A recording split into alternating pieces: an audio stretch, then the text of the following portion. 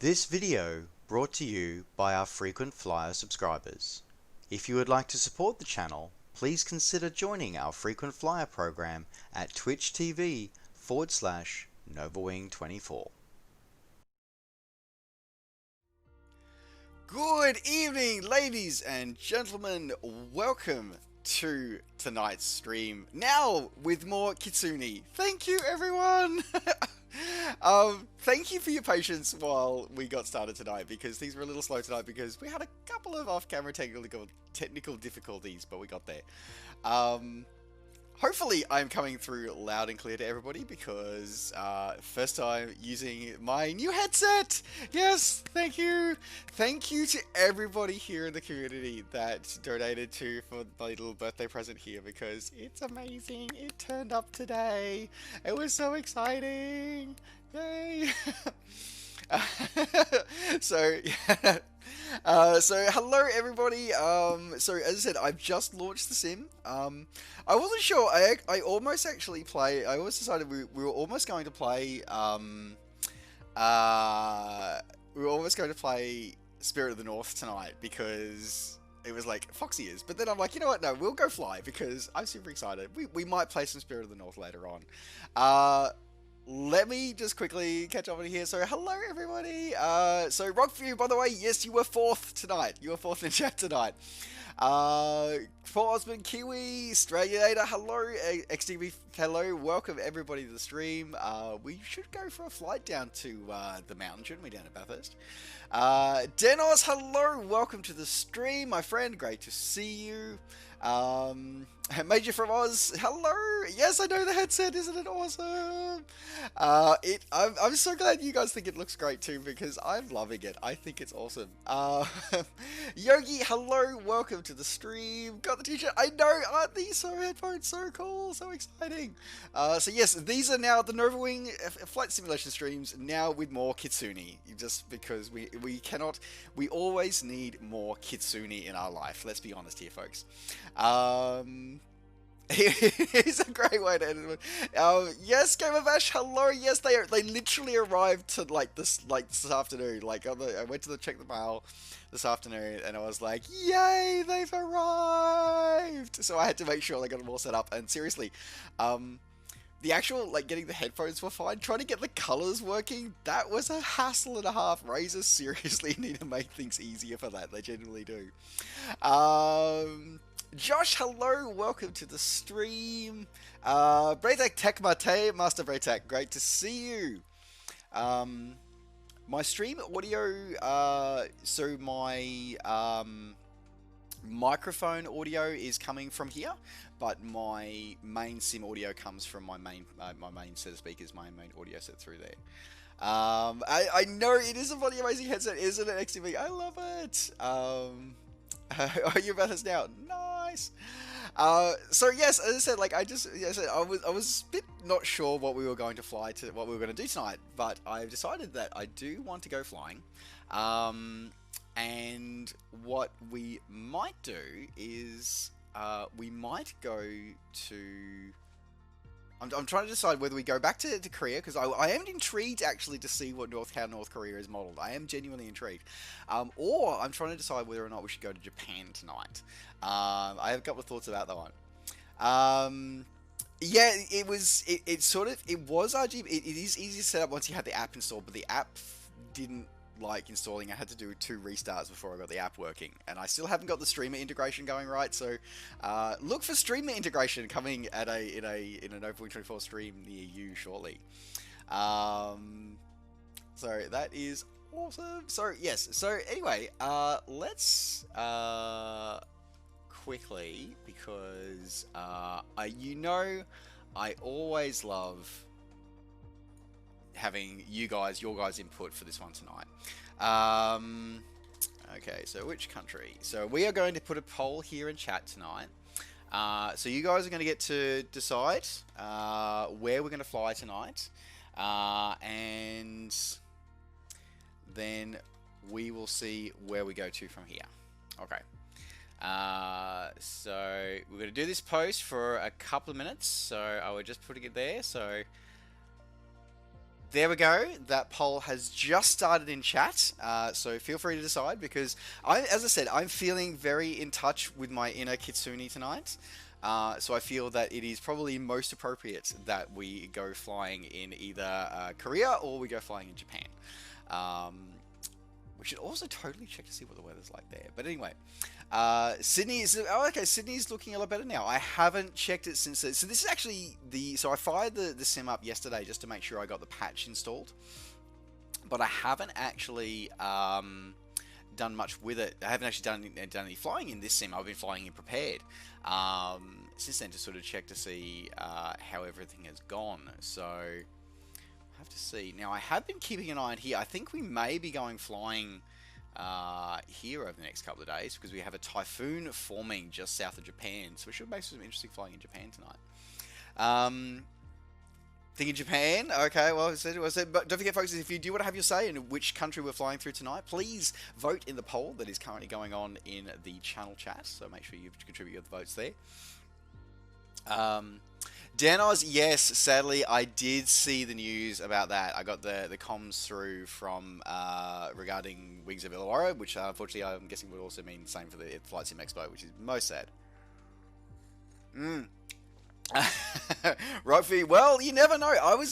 Well, that's very, very interesting, Rockview. As I said, I was so proud of chat when we ended up getting a draw there in when we flew to South Korea last time. I was so proud of chat for that one. We all wanted to see that again. So you're thinking, okay, if you wanted to see Tokyo Tower. Shanghai, unfortunately, that's in China rather than Korea or Japan. So we'll have to do that another night. We'll do that another night. Though I do think that whatever we fly, or rather whatever we choose, I'm thinking that we're going to be flying the King Air tonight because I actually have been texturing a King Air today. Not for this sim. I've been texturing King Air today. So definitely getting my soft spot for the King Air. So I want to put that on. So let's put that in. So only a little bit of time left on the poll there, guys. If you are wanting to cast your vote as to where we're heading to, looking at on some online concept for the SIP, that would be cool. That'd be great to see, Dan. That'd be great to see, Dan. I think everybody's exciting about the Nvidia cards there, Osmond. I think you are absolutely right on that one. Black Wolves, hello, welcome to the stream, great to see you. I am having a better day because we now have our streams with more Kitsune thanks to your wonderful generosity of everybody here in chat. I'll get this one here, and the results are in overwhelmingly in favor of us going to Japan. So we are going to the land of the rising sun. So what I'm going to do is I am going to change, we're going to do with live weather, but we'll change the time a little bit. Actually, so what we should do is we should have a look, where are we going to fly first? Because we do have a couple of, you know, big things there, but I do say we should fly. What have we got up here? So that's up on the new Chitose. I don't really remember enough of my Japanese. Now, this should be interesting as well on my system because I know Japan has always been a challenge on flight simulation systems. So let's see how it looks like. Narita's quite busy. I'm thinking Haneda. So let's fly. Let's fly from Kansai. So let's start at Kansai, because this should be an interesting little airport to go from. So that is set as our departure. And then we'll go from Kansai, and then we will head over to Haneda. Alright, and we will probably try and fly, let's try and fly some... Anyway, we'll do Provals, so we'll do a direct departure. So there's no SIDS for Kansai, but it looks like there will be some stars that we'll have to program. So we'll have to see if we can remember how to program on the fly for these ones. Alright. I do believe that both of my second officer and my flight engineer are both they're having a family squabble at the moment. I've heard a few loud meows behind me, so I think we'll see them at least one of them coming through very shortly. No one used RAM 76.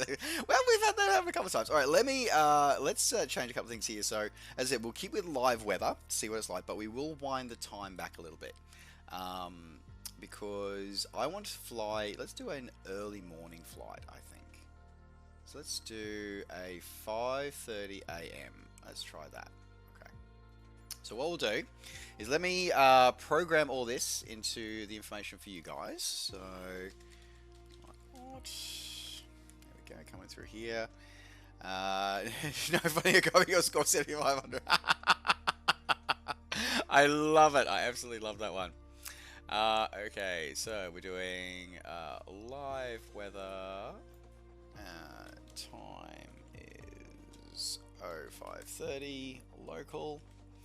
So we'll do RJ Bravo Bravo to Romeo Juliet Tango Tango. I know Tokyo is an amazing place to go flying in when you are flying in helicopters. I know that, so hopefully these helicopters will not be too far away. And we'll go in a King Air 350 tonight. Alright, so let me submit all that. Excellent. Okay, guys, so anybody who's wanting to join us, as I said, everyone is more than welcome to join. Please type exclamation mark flight in the chat if you're wanting to join in as part of our flight tonight.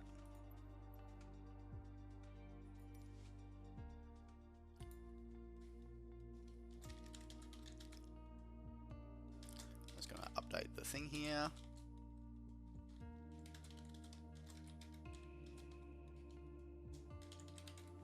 There we go. Alrighty, I'll be just Tokyo drift around the Air Force. Well, we might do that in some VLAs, VLA 3s afterwards. We might do that one.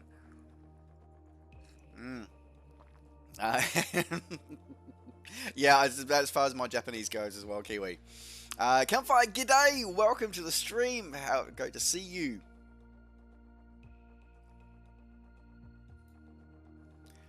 I know, aren't the headphones awesome? Thank you. I'm so excited. I was so excited. It was seriously like an extra birthday present. Because thank you everybody thank you seriously again. I am so blessed to have all of you being able to share all these journeys with everybody here, and for you guys getting me this birthday present because it's amazing. So thank you. Still asleep at 5:30 in the morning. Yeah, well, sometimes I go running at 5:30 in the morning. Not all the time. Sometimes I do. Yeah, I can't wait to see the helicopter Saturday. Oh, so your IRL flight time is at heli. Nice. All right. Look at that beautiful sky. That absolutely beautiful sky coming through there.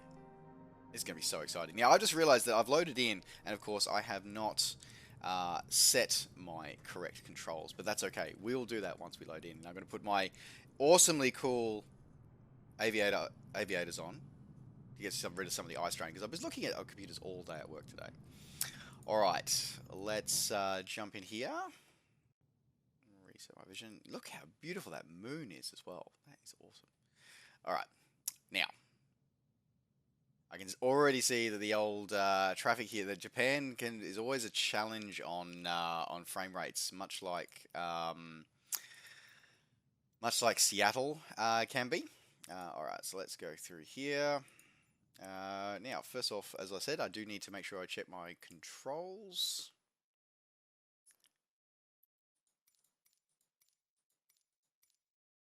Oh, they are set to turboprop already. Excellent. Let me go collapse all. Let me just go expand all. Make sure everything is set. Ah, I did have them all down. Excellent. That's good. All right. Okay, parking brake is set. Power levers set to idle. Prop RPM set to max. Condition levers set to off. Okay. Battery switch is on. Autopilot. On. Okay.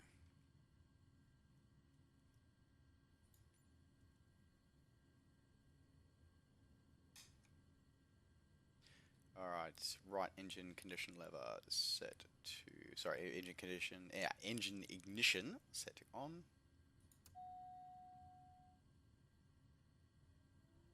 Okay. NG's 9, 10.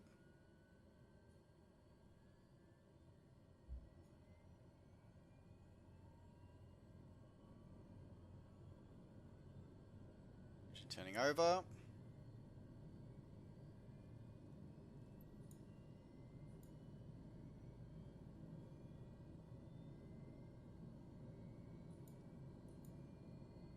And 50% N1. Igniter off.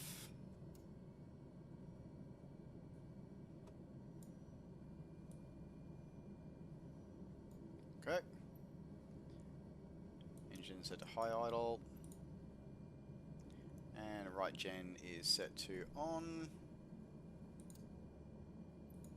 And repeat with left engine. Okay, so left engine starter is set to on. N1 climbing.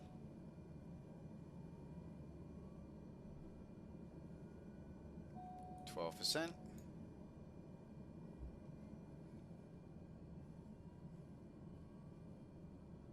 Igniter catching. N1 continue to rise. ITT stable. Sorry, stabilizing B to the green. Stabilizing. N1 past 50%. Igniter off. Generators are on. Okay. Inertial separators are on. Alright. Avionic alternators on. Avionics buses are on. Go. Caution acknowledged. Alright, now we got pitot heats need to be turned on. Actually, I need to go. I'm going to make sure I turn the game cabin lights on. That might be helpful. There we go. Panel lights are on. That's better. We can actually see now. How about that? We can actually see better now. There you go. That's even better. Alright. Okay, now I need to make sure my pitot heats are on.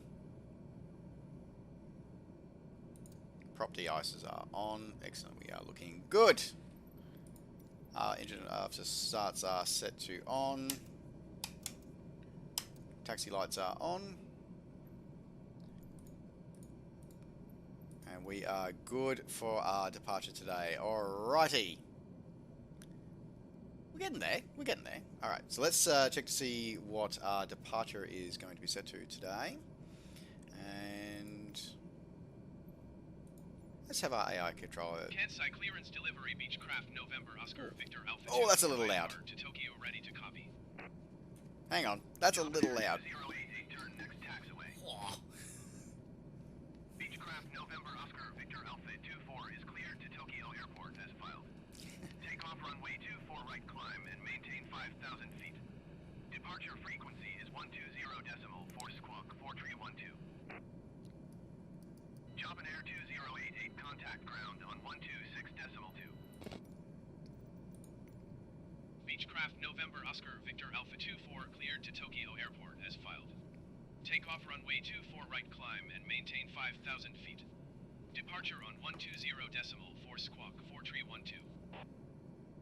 Tower All Nippon 42811 miles southeast inbound visual runway. This is a busy airport. We possibly should be careful of that. Beechcraft Alpha 24 read back correct. Contact ground on 126.2. All Nippon 428 tower. Cleared visual runway tree to right approach. The poor AI just not being able to keep up with with all the traffic calls. Kansai ground Beechcraft November Oscar Victor Alpha 24 requesting pushback. Cleared visual runway tree to right approach all Nippon 428. So I'm just going to take a moment to really be impressed by that Pushback request accepted. the reflection of the light on the ground there, that was really impressive. I'm just going to take a moment to be impressed by that. Alright, well, while we're being pushed back by our superhero, which I did remember to take the parking brake off this time, let me quickly catch up on chat here. Can the newbies get used to flying aircraft before we fly helicopters? You see, here's the thing about helicopters, right? Is that they fly because the ground, they vibrate so much the ground rejects them. Like, no offense, but I love my helicopters. I love my helicopters. Hello, Helisimmer. Hello, welcome. Now the Nova Wing 24 streams now with more Kitsune. Thank you very much. So this is our amazing new headsets that we're trying. Thank you everybody in the stream again once again as always for gifting this. It's amazing. XCB23. I generally do not fly VATSIM. Role playing air traffic control is not generally my thing. So I tend to not do that one. Yeah, I've done it. I have done it in the past, but it's not something that I normally do.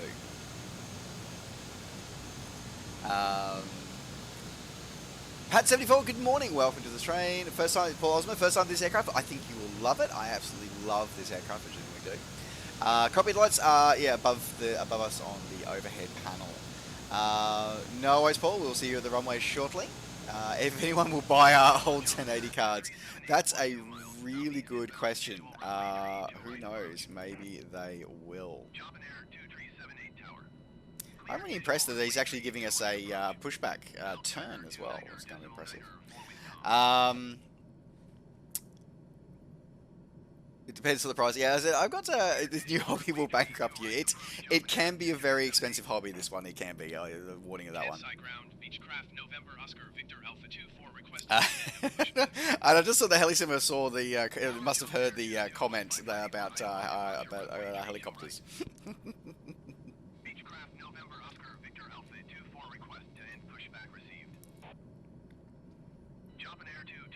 All right, let's get our ground taxi ribbon on so I can. It is on. Excellent. Short runway 32 right. Kansai ground, Beechcraft November Oscar Victor Alpha 24 with Charlie ready to taxi IFR. Beechcraft November Oscar Victor Alpha 24 taxi to and hold short of runway 24 right by taxiway Sierra 4 Juliet 4 Sierra 6 Juliet 3 Yankee Bravo 1. Contact tower on 118.2 when ready. Hold short runway 32 right Job and Air 2215. Taxiing hold short runway 24 right via taxiway Sierra 4 Juliet 4 Sierra 6 Juliet 3 Yankee Bravo 1 Beechcraft Alpha 24. How incredible does this sunrise look here in this sim? Like genuinely here, guys. Like this is just a little bit of lag spike as we rendered in all those all our fellow aviators.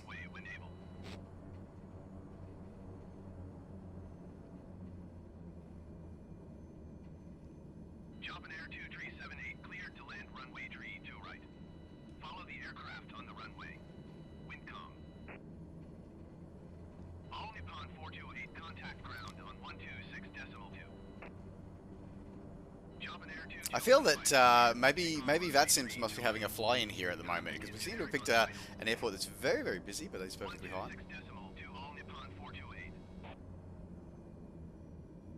Alright, while we're taxiing, we've got our altitude set to 5,000 for our departure. We're going to have our flaps set to 1 for takeoff. Cleared for takeoff runway 32 right Job and Air 2215. That pronunciation of Japan Air is just that is going to bug me, I think. All right.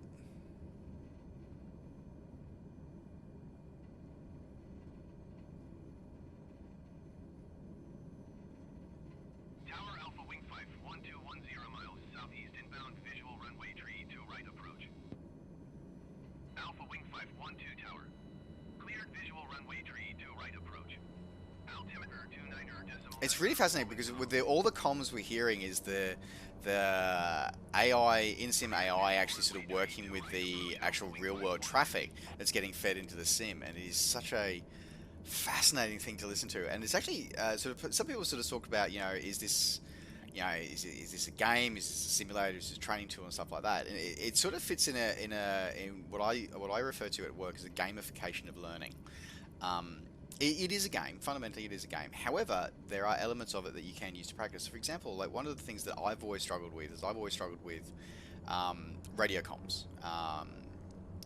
But one of the things that you can do is that they have, by the fact that they have updated the way the radio comms are being done in this sim, you can actually listen to how they're pronouncing it and actually how they're working and the pace they worked at, and that'll actually help you grow as an aviator if you do want to do this in real life, or if you do want to do things like VATSIM and IVAO. This will actually eventually give you practice to be able to sort of feel more confident, more comfortable with that. So even if you're letting the AI control the comms like I am here, you actually can still work with that and still be able to get content coming through.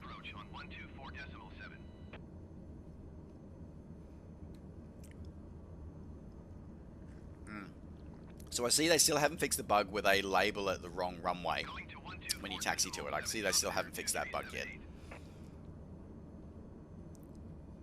Okay, probably taxiing a little fast, but that's okay. Position and hold Alpha Wing 529er. Alright, so let me, just while we're tracking along there, let me quickly catch up on chat here. Mave61, hello, welcome to the stream. Yes, the Nova Wing 24 streams now with more Kitsune. Thank you very much. Yeah, it was a little slow on pushback, wasn't it? The parking brake was definitely off, but it was a little bit slow on the pushback. Had to restart the sim as track IR crashed. Oh dear, well, at least you wander on back in, Gav Ashby, great to have you. Drift Physics, great to have you. I see you back here in the sim. That is excellent to see you tonight. The sky does look absolutely incredible, doesn't it? It really does. That's really, I'm really actually interesting, Paul, that you've actually mentioned that you actually got the 32 gig RAM is making a big difference for you. That is impressive. Smiley Beaches, hello, welcome to the stream. Great to have you on board. Yes, we are live tonight, as we are many nights during the week, and now with more Kitsune. So if anybody, as I said before, if anybody is wanting to join the flight tonight, you are more than welcome to. We are flying King Airs tonight in Japan. So just type in !flight in the chat for all the information that you need to be able to join our flight tonight. A few people loading on 24 right, there is no problem at all. I look forward to seeing you there. I'm taxiing there quickly. I see Drift Physic is very advancing there very quickly. Where the airline should give passengers a meal during the taxi. It's, well, it's not as bad as O'Hare. It's not as bad as O'Hare, where I'm pretty sure not the last time, but the time before I transited through O'Hare, we spent longer on the taxi than we spent in the flight to Cherry Capital. That was absolutely terrible. SSY is not that bad. It's compared to O'Hare, or Heathrow, it's not that bad. Though actually, I haven't flown into the new Hong Kong airport actually, which is supposed to be quite challenging for that one. All right, let's do our final as we're approaching on here. I need to make sure my CDI source is not correct. I need to adjust that. CDI needs to be set to FMS. That is correct. There we go. That's better.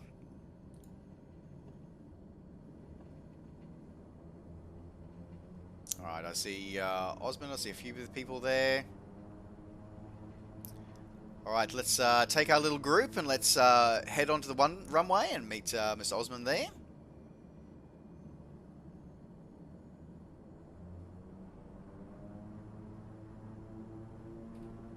Tower, Japan Air 244-210 miles southeast inbound, visual runway tree to right approach. Japan Air 244-210 visual runway tree to right Mr. Wookie, yes, Neko! The Nova Wing 24 streams now with more Kitsune is how I like to put it. Can't sight tower, be Beechcraft November Oscar Victor Alpha 24 ready for IFR departure runway 24 right. Beechcraft November Oscar Victor Alpha 24 hold short runway 24 right. Traffic is generic on final. Oh, there we go. So here we are. We have a actual genuine Japan Airlines aircraft on final here. Let me just tick over. There it goes. How cool is that? That we actually can watch actual live traffic landing in our sim. How awesome is that? I cannot get over how far we have come as a simulating, like, you know, as a hobby. We've come to the point now where we can genuinely, like, fly with real traffic now. Like, that is so awesome and so amazing. All right, let me taxi into position.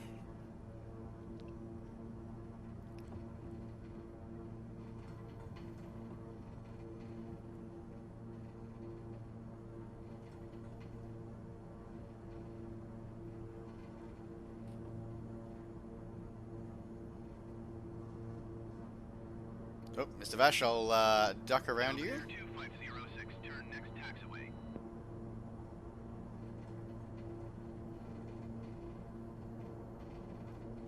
I really, once again, I continually appreciate the fact that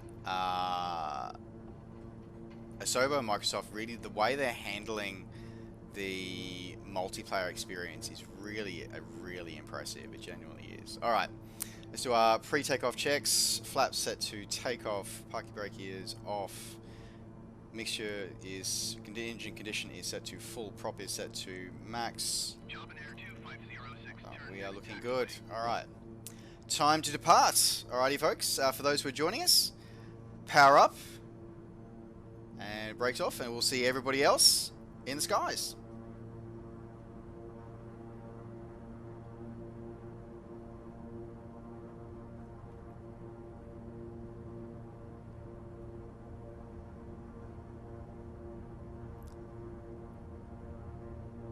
Airspeed's alive.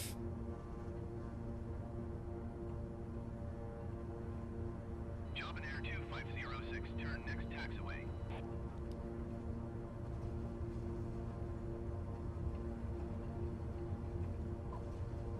90 knots. Air 2506, contact ground on 121.6. Positive rate. Gear up. Alpha 24 cleared for takeoff runway 24 right. Airborne. Cleared for takeoff runway 24 right. Beechcraft November Oscar Victor Alpha 24.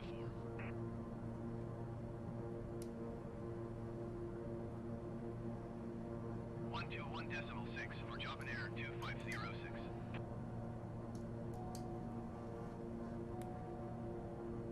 Oh, nearly overtalked those engines there.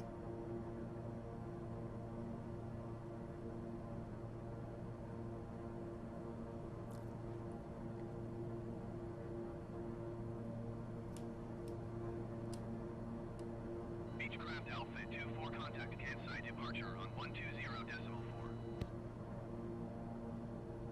120.4 for Beechcraft Alpha 24. Campsite departure Beechcraft November Oscar Victor Alpha 24 is climbing through 900 feet for 5,000 feet.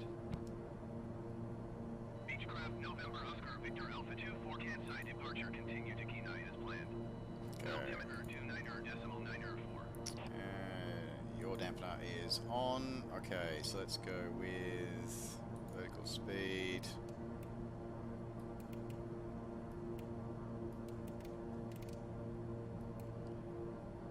Okay.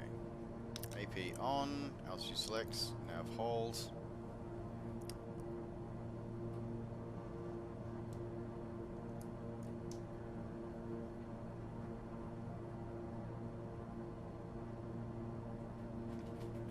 There's something about Japanese cities which just looks... The fact that, you know, so many airports in Japan are built on artificial islands, there's just always something about the engineering marvel about that as well that always impresses me. Like, genuinely always impresses me.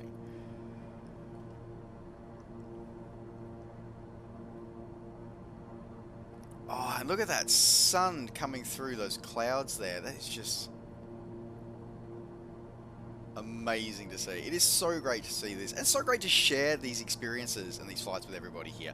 And yes, hello! My first officer has joined us for tonight. Okay, alright, well, not my coffee. Okay, come here. Come.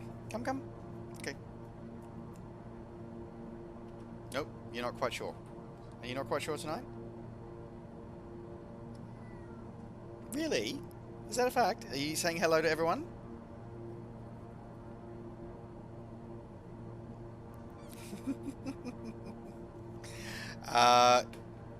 Okay, alright. Okay, you're gonna come this side. Nope. Okay, you're gonna show your butt to everybody on stream. Okay. Oh, there we go. Alright, there we go. Bring us back onto course. Do a nice little circuit over the field there.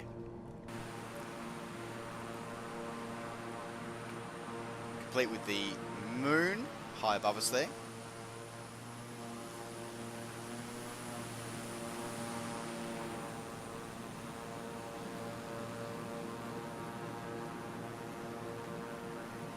Okay, are you playing with the mouse? Is that what you're doing? So for everybody who might be, by the way, everybody who might be new to the stream, this is my first officer, Austin. He has come to say hello for tonight. He's making sure that we are not obeying regulations and we are doing our own thing tonight. But welcome aboard, everybody. So yes, as I said, now with more Kitsune on these flights. The taxiway, yeah, it's pretty neat. Yeah, exactly. It's fascinating with this one. Screwdriver, hello, welcome to the stream. Great to have you here. Oh, sorry. See, that's just something. It's amazing. Yeah, so, like even smaller commercial flights. Like for me, I've always loved just simply flying. Okay, we're gonna change our altitude. Climb and maintain 13,000 feet Beechcraft Alpha 24. Going up to 13,000 feet. Vertical speed.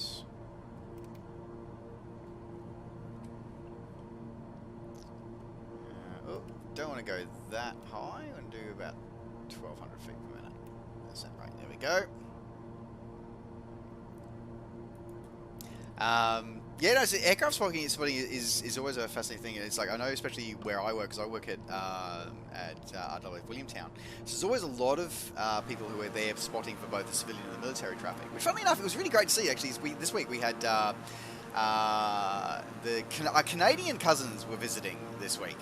We had the Royal Canadian Air Force C-17 Globemaster 3 was there picking up a couple of Hornets.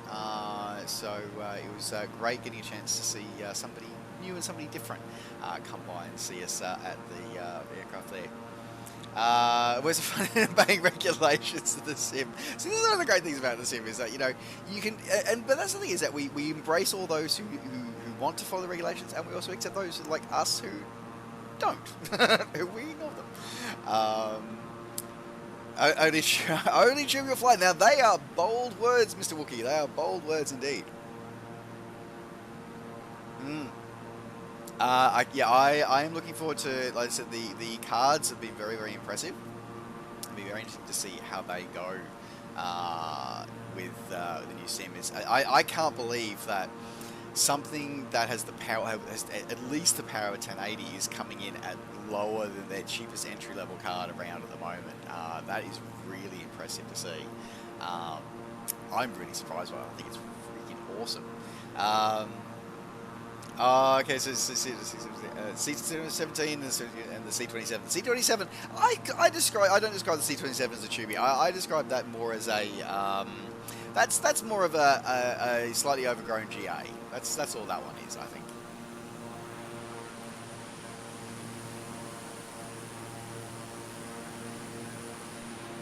There we go.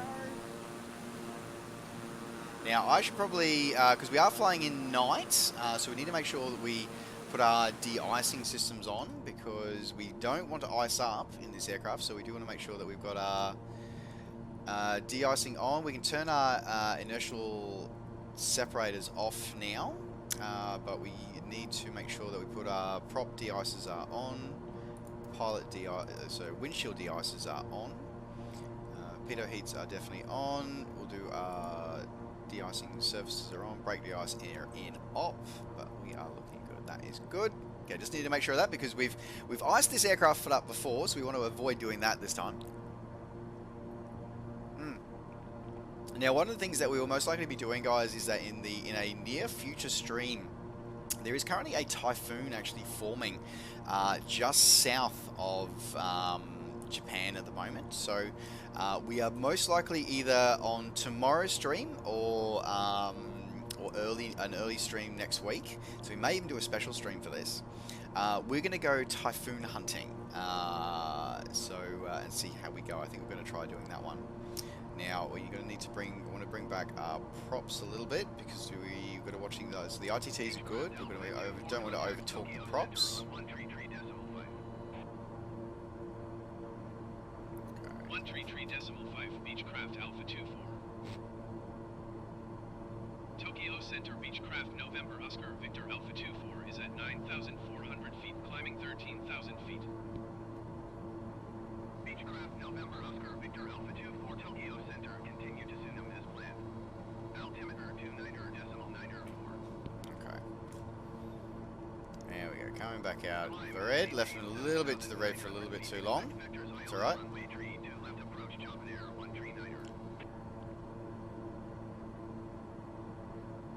It's better.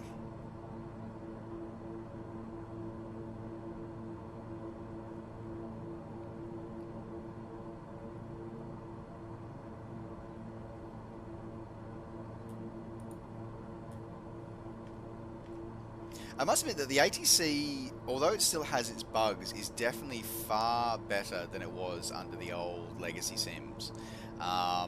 It definitely has improved, that's absolutely for sure.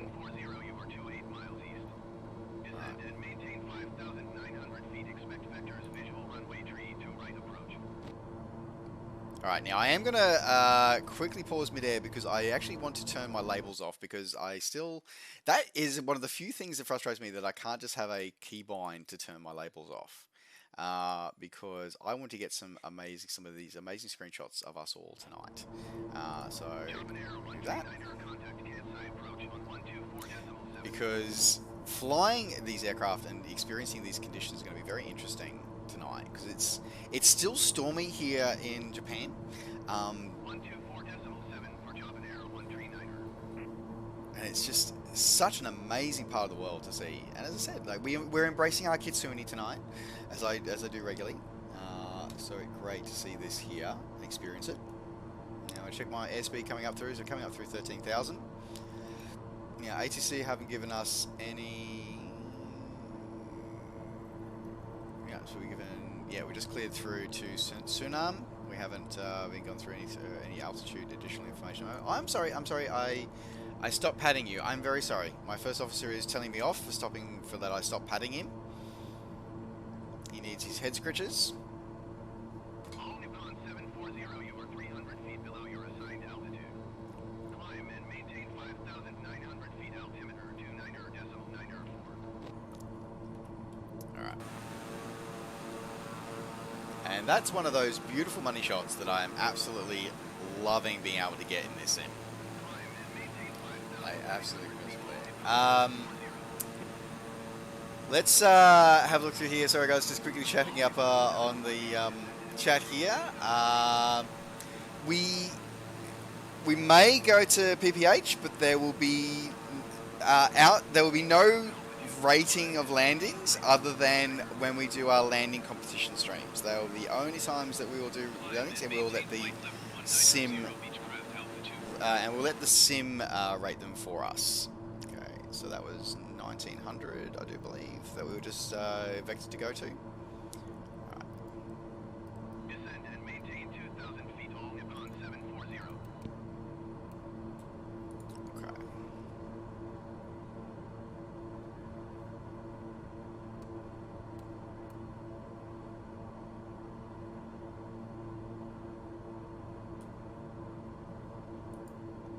Okay. go. So we just cleared up to 19,000. I didn't think we would be vectored quite that high on just on an hour-long flight. But so I suppose actually, we could end up going up to 20,000.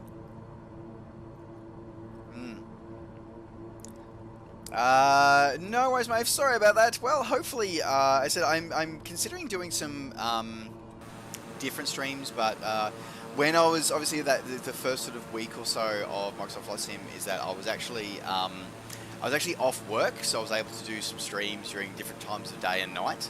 Unfortunately, though, now that I'm back at work, so it's a little harder for me to stream during the days here. But I might see if I can if I get some free time during the weekend, I might see if I can do during my daytime, which hopefully should be able to help some other members of our audience be able to come by and watch the streams and take part.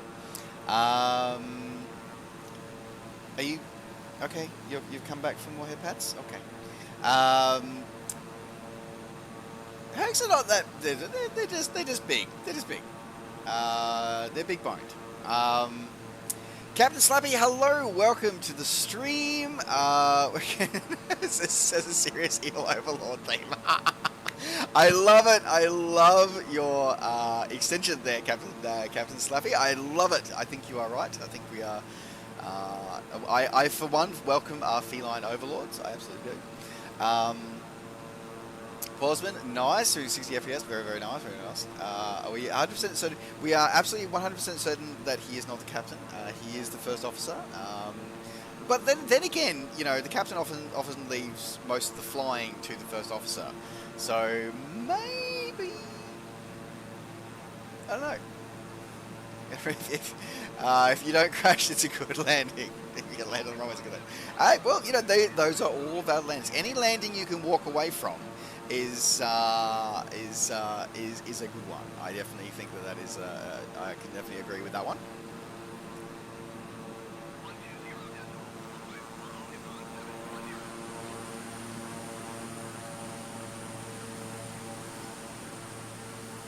Completely, also loving the fact that we've got the. I mean, I know prepared. The FSX engine did do phases of the moon and stuff like that, but it didn't really do the color changes of the moon or the way the moon magnifies in size through its different phases. So that's what I find really interesting, that this sim seems to capture that so far. So good. Any day we can use the play for the next day. I need to do those instructor lessons. I do need to do those at some point. Cat landing when? Well, I don't know. We should do, when I get a bit more. We should do some ILS approaches. We should do some bad weather and night ILS approaches. Maybe do some Cat 2, Cat 3 ILS approaches. We should do those. Now that I know that the ILS is functional in the King Air, that is good. We may, depending on what the weather's like when we arrive at Haneda, we'll see if we can shoot one of the ILS approaches. We'll see if we can shoot one of them. Thomas, hello. Using live weather is possible to get weather effect as seen in... yes, it absolutely is, 100%. So the atmospheric modelling that's in the sim is... you can either leave it to dynamically build itself, or you can it can be influenced by the real-world meta, but it still renders the actual conditions and the actual conditions, the actual precipitation, the performance of the player. That is all built on the fly by the weather and the physics engine, which means that things like rain shafts, light shafts, the light splitting between the cloud layers through the clouds and onto the ground, rainbows, dynamic visual effects, stuff like that, they are not actually effects, they are rendered directly by the engine. So that's a really a fundamentally important thing about this sim, the fact that the sim can actually do that. So let me just make sure, because I saw make sure, I do want to make sure that our icing is good, because it's always a little bit terrifying when this always starts.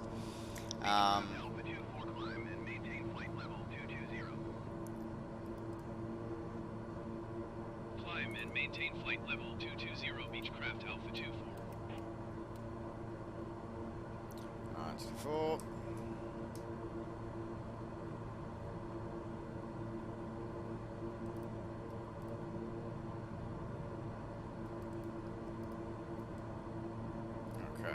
go. Yep, pressurization is good.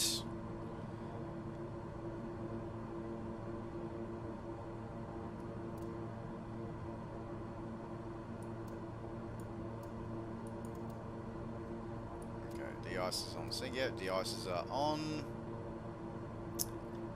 Still always a little terrifying when you see all that actually appearing. It is kind of terrifying, not going to lie. It's interesting though that really only sort of started coming through as we did that. So we got -4 degrees out there. Definitely a little bit chilly. In fact, I think that might actually be a little excessive icing for only -5 degrees out there. I think that might be a little excessive, that icing. Alright, let's do a quick check of all our instruments while we're up here.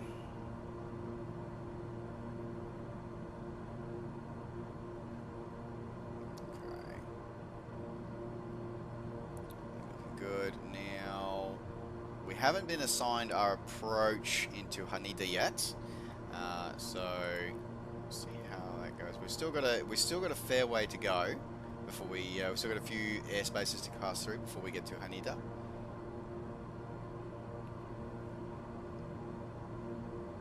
Now, if I remember, let's have a look at that one. Split. So yeah, this one should have the procedures loaded. So we'll have to make sure that we remember that we are not going to... We have to remember as soon as we get given the procedure that will actually load it in rather than trying to load it too late, because that did not end well for us during our trip to Korea last time. So we have to make sure we remember to do that right. And it's interesting actually sort of watching the SPO, yeah, the aircraft feeling a little bit sluggish and actually sort of giving a couple of spikes and some readings from having that ice build up. Fascinating. Okay. Okay, let's go split. Map. There we go. Alright, everything else is looking good at the moment.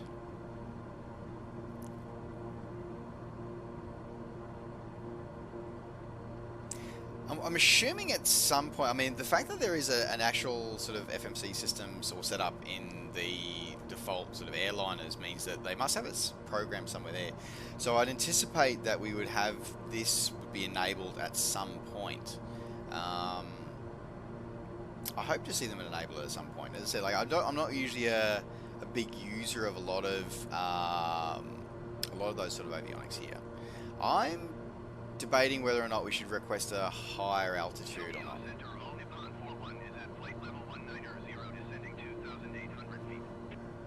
I'm thinking we should punch about, see if we can ask for an increased altitude.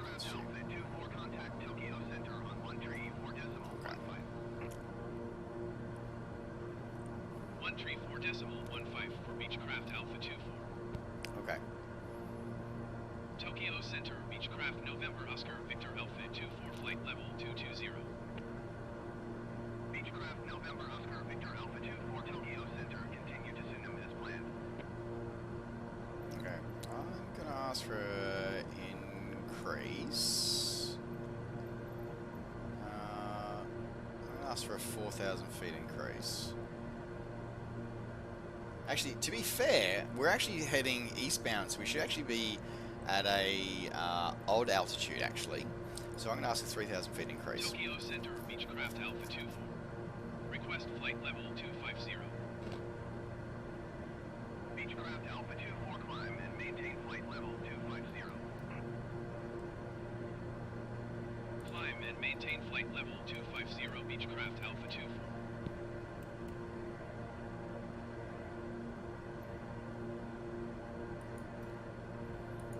I think that should, yeah, that should take us above this. It should actually help warm us up and just, oh, how amazing is that? So just sort of, as we look at that, just saying, oh, that icing is terrifying. Seeing that much ice on my airframe, it is terrifying. But seeing that, yeah, so once we rise above and get out of this cloud, that will help us as well, because our aircraft is struggling, our systems are struggling to keep that de-icing, you know, that ice from interfering with the airframe. But once we punch above this cloud and get out of that precipitation, that will help. The actual sort of sun will actually help that maintain correctly. So let's get above that. By the way, thank you, I was just looking over the chat again now. Thank you very much for the host, Drifphysic and Rocky. Thank you very much for the hosting the channel as well. Yeah, it's just that thick precipitation there. Sparkling VR, hello, welcome to the stream. Yes, absolutely. My Neko, my Kitsune ears. We are here with amazing new headphones.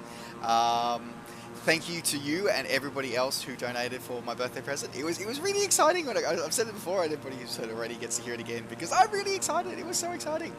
I checked the mail this afternoon after I finished work, so sort of heading over work, and it was there, and I was like, yay! This is so exciting! I get to have new headphones. And of course, you know, originally I wasn't sure what I was going to stream tonight. And in the end, I was sort of like, you know what? I have to stream some flight sim, and thank you and all of our community for helping get these for me. And we have to fly in these wonderful places that inspire such amazing contributions to the world. So that was why we decided we would either fly between Korea, or we would either fly in Korea or we'd fly in Japan, and we've chosen to fly in Japan tonight. Unfortunately, it's a little bit nasty, the weather, but that's okay. We'll get there. Yeah, somebody will sort of improve that or implement that FMC functionality, I think, because we've already seen the A320s been had an exercise by the community, which is great to see. Strobes off while we're up there. Yeah, it's. I think this is a little excessive. This icing, a little excessive. I think at the moment it's brute force and autopilot. Well, the fact is that the PT6s that power this aircraft are stupidly powerful. So that probably has something to do with how it's staying in the air. Tokyo Center, Japan Air 266 is out of flight level 390 for 10,000 feet. Japan Air 266, Tokyo Center, continue as planned. Park. Descend and maintain 10,000 feet. Japan I'm really hoping that this 25,000 is going to punch us out above the top of this cloud layer. I really hope. The METAR says that I should top out at 25,000. The cloud should top out at 25,000. So I'm really hoping that that METAR is accurate right now.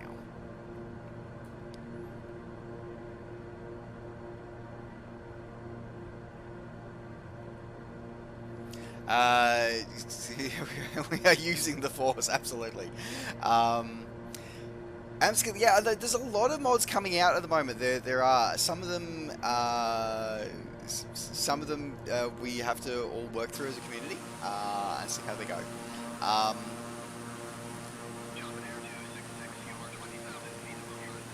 The wipers work, the FMC doesn't. Yeah, you know what?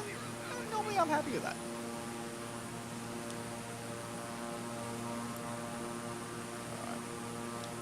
We should be leveling off just about at our 20 cruise altitude.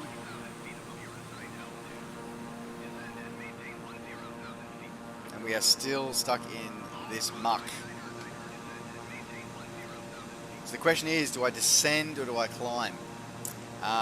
It's struggling to clear the windows, the problem. So normally it would, but it's overwhelmed by the fact that we're flying through cloud as well.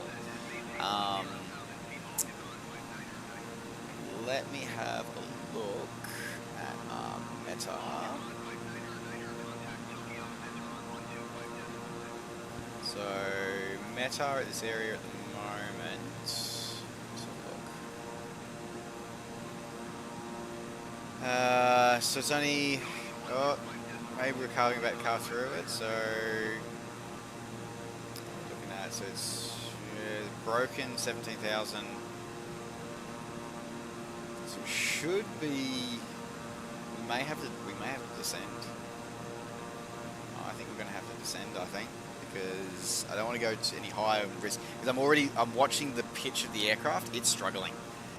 The ice modeling is struggling because it's that pitching that high. I should not be pitching that high in cruise. So the ice is definitely taking its toll on the airframe, and is literally nothing. It is sheer unadulterated power of the PT6s that is keeping this thing in the air. So I think we're going to take a cruising altitude decrease. So we're going to drop below this cloud layer. So we're supposed to be broken at 17,000 is the current METAR. So let's take a altitude decrease.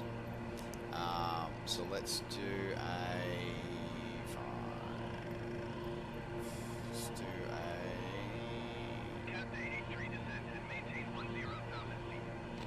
8,000 feet decrease.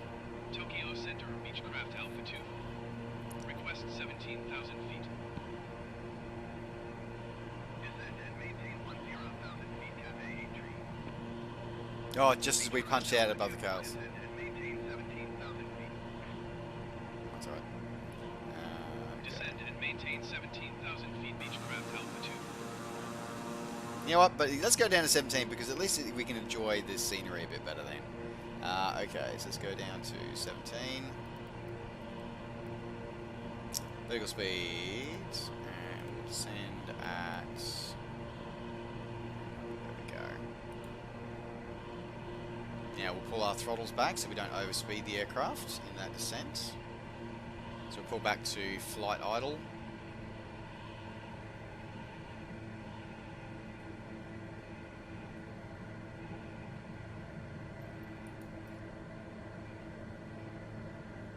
Honeycomb 479er, descend and maintain 10,000 feet. Cathay 83, you are 20,000 feet above your assigned altitude. Descend and maintain 10,000 feet. Okay, so Honeycomb looking 273, good. descend and maintain 10,000 feet. Beechcraft Alpha 24, please expedite your descent to 17,000 feet.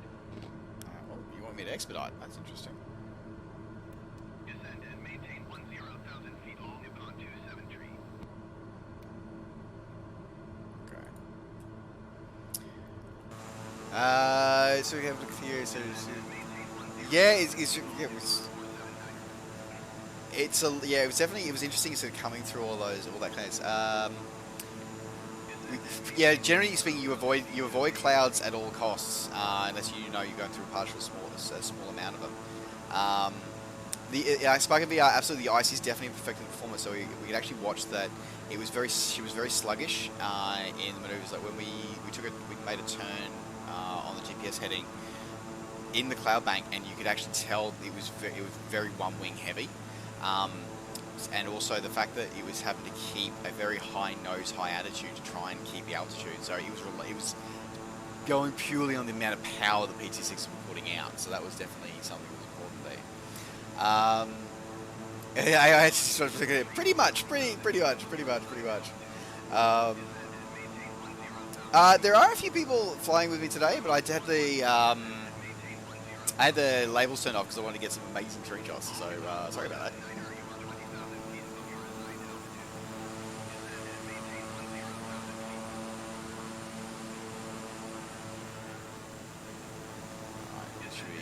Popping out at the bottom of that base cloud layer now very, very shortly. You can actually see the little flutters in the controls as well as it's struggling to battle the ice. So it's really impressive there.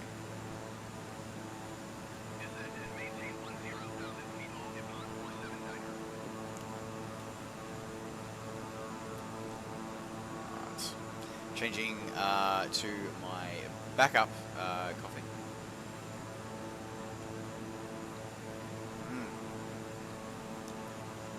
So even just watching that as the aircraft entered that turn just then, you could actually see the wobble in it as the autopilot's struggling to maintain with the different weights of ice on different parts of the airframe.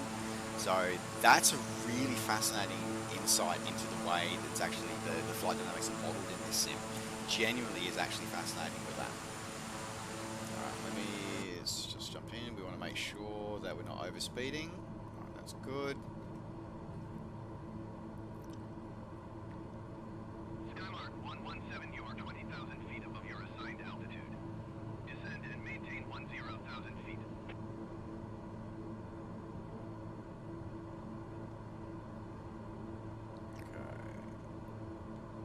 on. That is good. Maintain 10,000 feet, Skymark 117.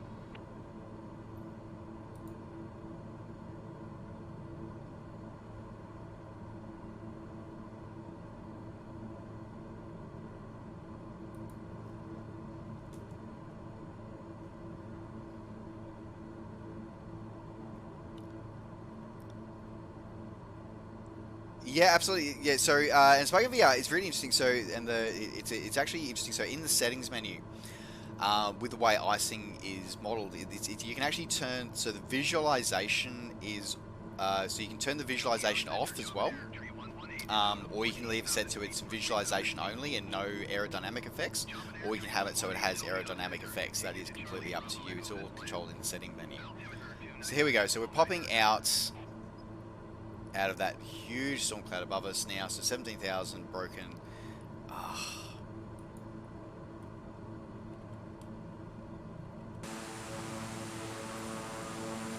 Look, and just how that sort of storm wall is actually sort of modeled there as well. Like, well, no, I wouldn't even say it's a storm wall, but it's just that sort of cloud bank wall. How that's modeled, and that is just.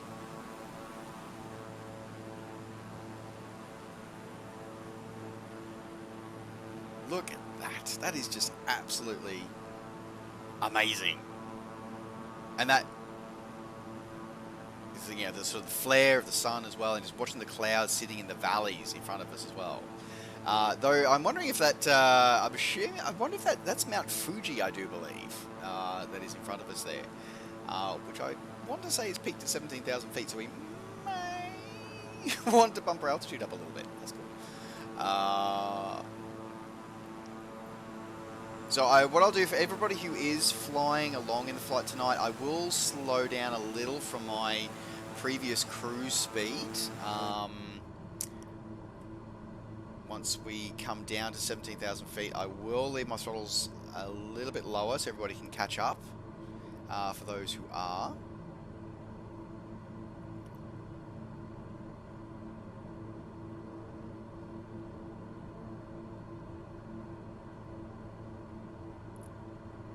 I need to, I need to find out, like, is the icing built into the 3D model, or do you, like, put it onto, like, do you paint it, do you sort of say this area ices up, and then the sim applies the icing? Like, that's something I'm going to find out more about. Okay, so looking good there. We'll zoom that out a little bit. I think we're going on to our next sector there. Yep.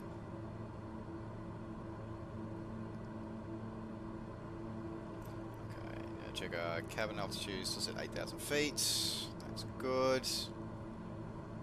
Alright, now we can leave our panel lights on. We'll dim the panel lights a little bit. Leave them turned on though.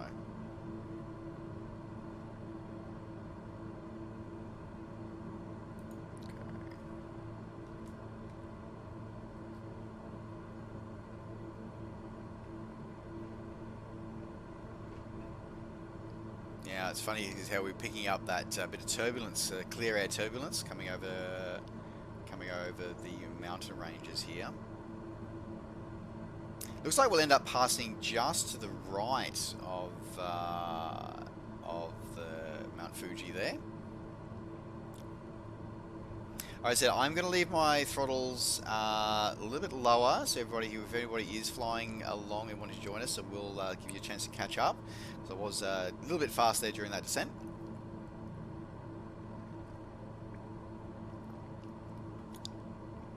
Okay. You know, I think now, so it's the King Airs are really interesting at how this aircraft's been modelled in this sim. So the King Air for me is a very soft spot for the King Air, because my parents met flying King Airs, and I've got, you know, I've been in various King Airs, both 200s and 350s, 300s and 350s over the years. Unfortunately, always in that seat rather than this one. So, but I've never, but I'll be honest, I've never actually been in one with the glass cockpit. With the Proline avionics, which this sort of is attempting to simulate. but it does actually frustrate me there. It was pointed out on a previous stream here. I want to say, I think it might have been Sparker, it might have been you. Apologies if it wasn't, it was somebody, whoever it was, I apologise, I forgot your name. But the fact that it was, that they've missed a couple of the important parts of the cockpit, like, you know, the fact that the barrow knob does not, there isn't a barrow knob for your main PFD. There's only a barrow knob set for your SFD, which is that's a bit of an oversight. I'm okay with the FMC not being programmable. I'm okay with that because the implementation of the G1000 that's in here, like to be honest, that's really more set up for the Proline system as opposed to the G1000, which is this is attempting to emulate here. So I find it's fair there. But I think it's good that at least we figured out. I think in a couple of streams ago we figured out that the ILS does work, which is good, because originally it didn't in a previous version, in an early version that I had. But yeah, it's just that barrow knob missing. It really frustrates me with that one. Also, I don't think there's a OMI, an outer marker indicator. I thought there should be a bank of lights there for the marker indicators. Anyway, as I said, I haven't found the digital cockpit version, so I'm not 100% sure. That amazing shot of Mount Fuji there. Absolutely awesome. Fuel burn rates are off. Yeah, possibly.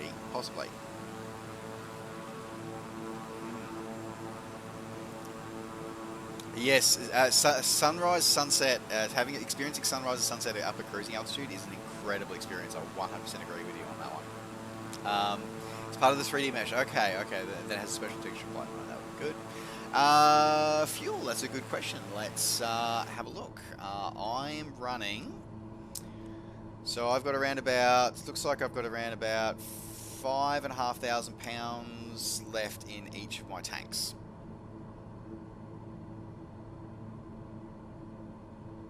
Okay, so Chris just sharing fuel at the moment. Okay, that's in our main. Okay, I've got none in the ox tanks. Main tanks are fine.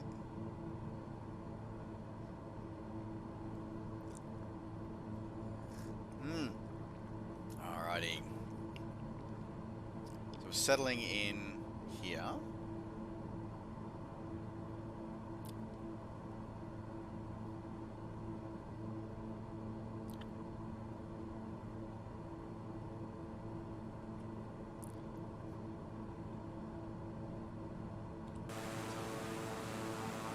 I said, so I'll leave my cruise speed a little bit lower for a little bit longer for anybody who is wanting to make formation. Otherwise, I will pick up back up to a defined cruise speed of 200 knots in a few minutes' time for anybody who's trying to join. Otherwise, for anybody else who wants to join, by the way, folks, if you are wanting to join the flight tonight, please type in !flight to give you all the information that you need. We are partway through our flight tonight, so you may need to find us on the map and click set one of our individual aircraft as your destination, as your start point. But yes, you are all more than welcome to join in. We are flying King Airs over here in Japan today.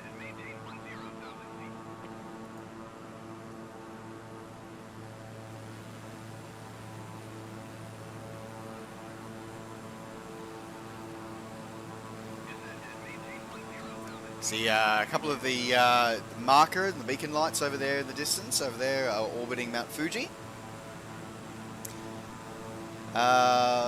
Security Pie, hello, welcome to the stream. Great to see you. Lee Chat, hello, welcome to the stream.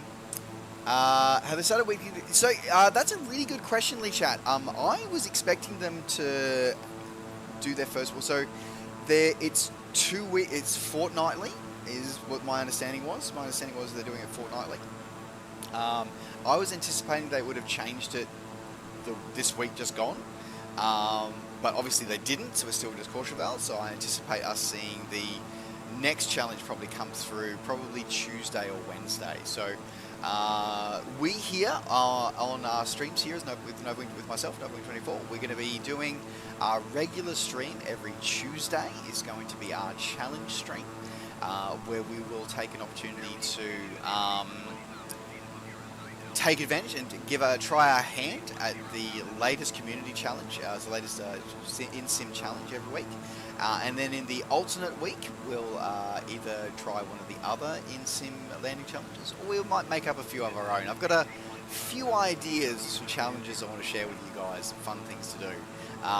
Particularly, though, it'd be exciting for anybody who likes racing down low and fast. We will be having a few canyon runs are in our future for anybody who wants to join us for those. How awesome is that view looking at over there over at Mount Fuji? Like,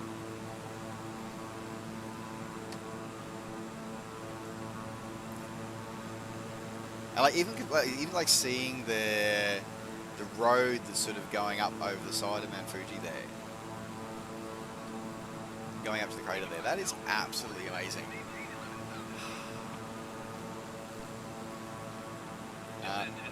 But that's me. Okay, so 11,000 feet.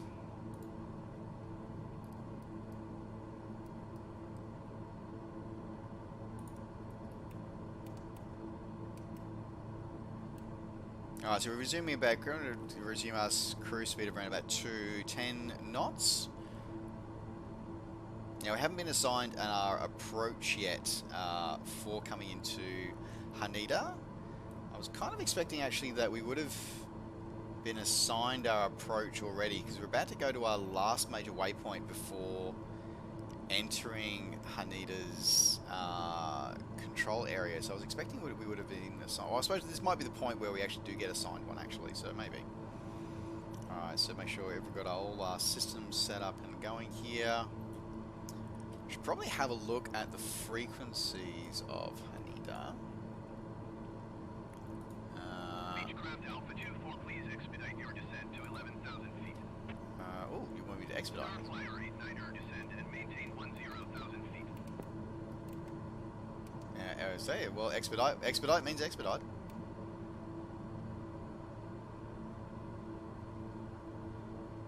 Descend and maintain 10,000 feet, Starflyer 89er. Canyon runs, yes, there are canyon runs coming through here. Is it flaps? Oh dear, those flaps are going to be hurting.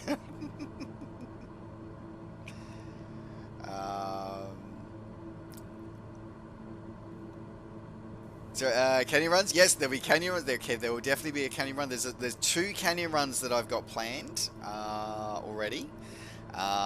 So look for those coming to a stream near you guys soon. Hardass1, thank you for the follow. Welcome to the crew. Great to have you on board. Alright, I'm going to watch that speed as we bleed, because we increase our speed as part of that descent, so we're going to bleed off the airspeed a little bit. Descend and maintain 10,000 feet, all Nippon 907. Starflyer 89er, you are 11,700 feet above your assigned altitude. Descend and maintain 10,000 feet. Okay. Beechcraft Alpha 24, you are 45 miles west. So for those who are wanting to join the server, everybody's more than welcome to join. Please type in !flight in the chat there. We'll give you all the information that you need to join. Maintain present heading and altitude. Expect ILS runway 22 approach via steam transition. Cleared to steam Beechcraft Alpha 2. Steam transition, thank you. That's what I needed. Descend and maintain 10,000 feet, Starflyer 89er. Ah, damn it, I should have already said that one. Departure was... Yep.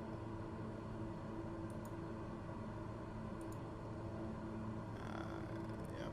Arrival was... All Nippon 907, you are 9,300 feet above your assigned altitude. Descend and maintain 10,000 feet.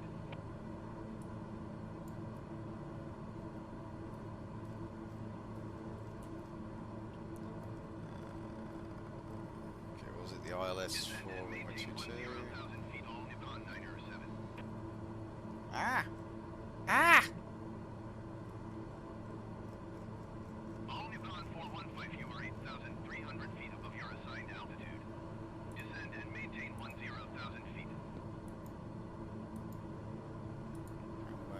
Ah! Okay. Why is that not working for me? So I need to find the steam transition. Descend and maintain 10,000 feet all Nippon 415. Okay, that is not working for me, this one.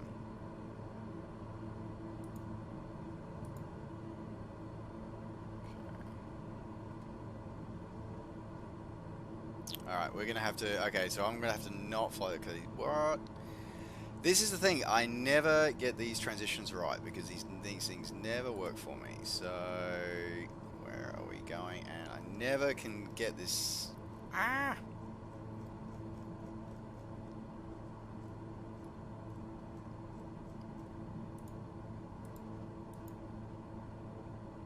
Okay.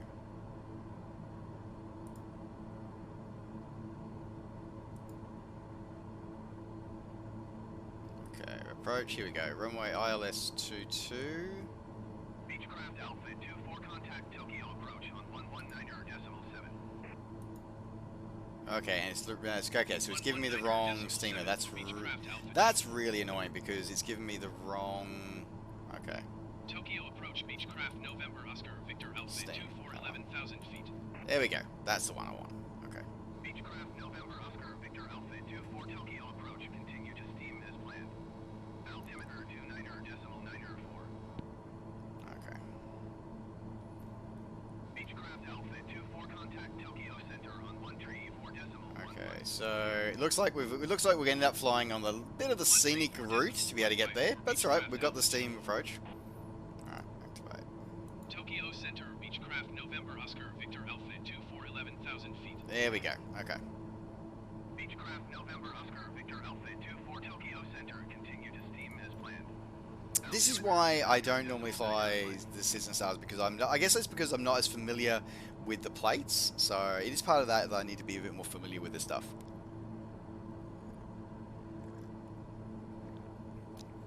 But at least I managed to catch this time, and we didn't have to fall out of the sky like I've done previously trying to program stuff. Alright. Now in the meantime, let's now that we've got that done, let's just go back. Procedures, go to map, go full. Okay, so we've got the... So we'll go via HME then to get to Steam. So we've got a little bit out of our way, but that's okay. Now, while we're here, let's set our splits. Let's go proc. We need to go nav1 frequency. So this was ILS runway 22, which means, let me just check the frequency of that. Should be 108. 108.1 should be the frequency for that.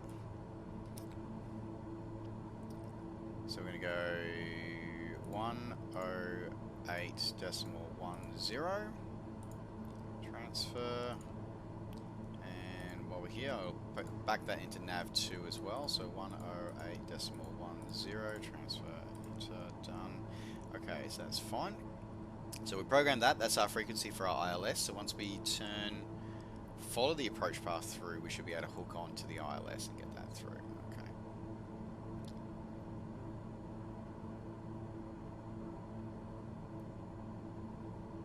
Right.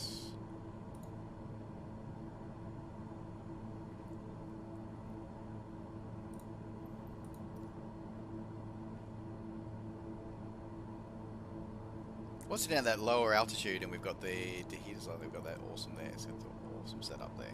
Okay. Right. Little less stressed now. We're good. We're good. A little less stressed.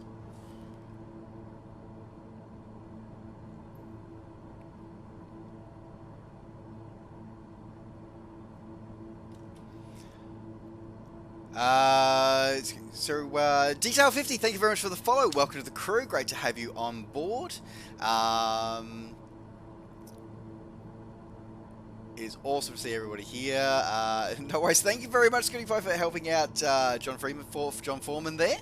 John Foreman, I hope you brought your grill along. We may need some food at the end of this flight.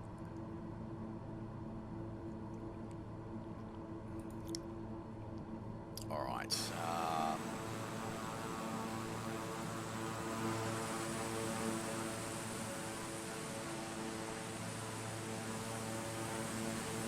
We took off on that with that beautiful sunrise out of on the other side of the other prefecture of Japan.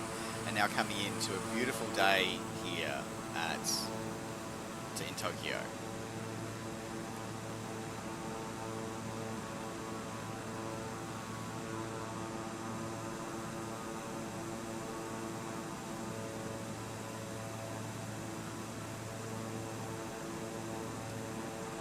Absolutely mesmerizing.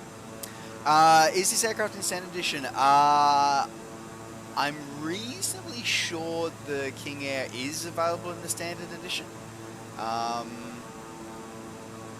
Twin turboprop should be. If it's not, the DAR 930, the TBM 930 is a perfectly valid option as well.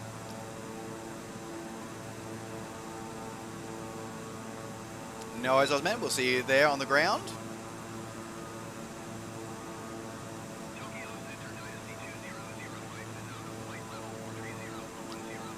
Dynasty, that's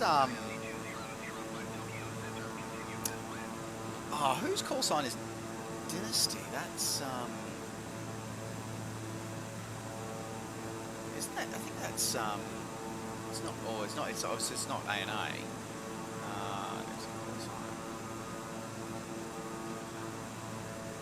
Who uses Dynasty?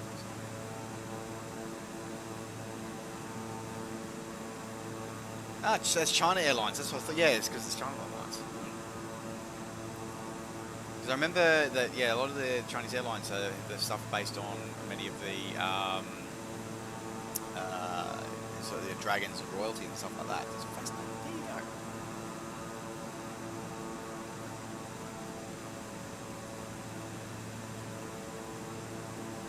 Cool. All right. Now we're about to go through heading towards transition to the steam there, for surely. You see the happy noises.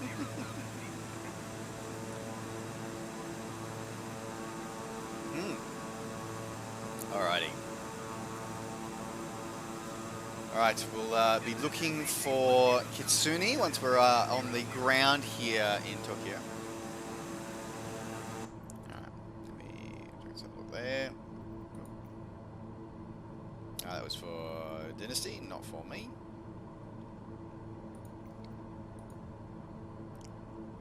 All Nippon 270, you are 39 miles south.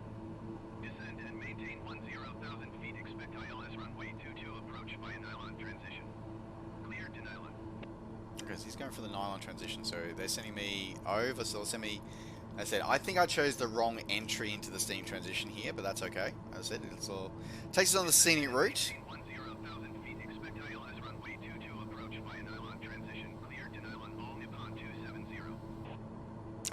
Yeah, that's right. So I'll actually fly over Haneda. So the entry to the steam transition that I've chosen is that I think I chose the wrong star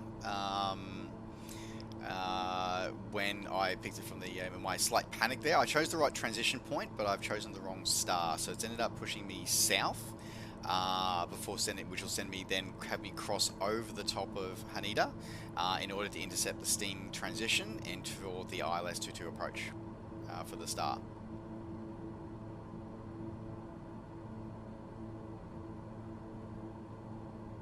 It's funny, I'm actually sort of looking down and seeing a couple of beacons down there. That's good. Okay, so our strobes nav's on. So unfortunately, I don't think. Yeah, we don't have any of the other. Yeah, we only have those checklists. We don't have other landing or cruise checklists, unfortunately. Actually, that's something that I need to look into the SDK and see if there's a way we can inject new or update the checklists, because I think that would be kind of cool.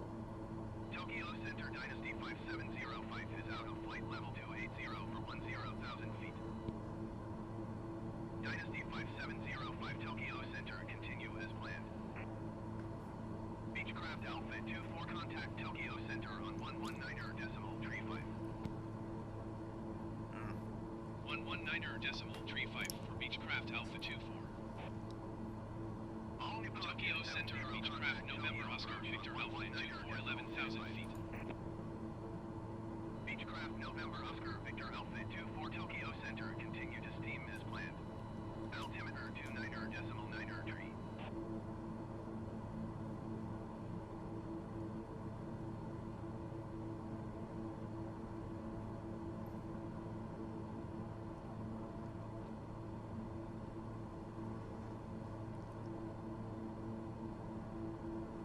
So just let me. So I'll just expand this out for everybody. So this is that's the Steam to the set. So when I messed up here, I'm pretty sure what I did is that I've gone in via the Arlon star.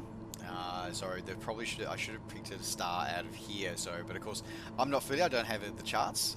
But either way, I'm picking the right transition point. I've just chosen the wrong entry into the wrong star to be able to get to that Steam transition point.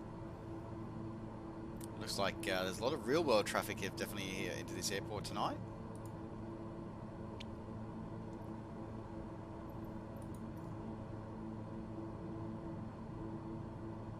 Thick exhaust.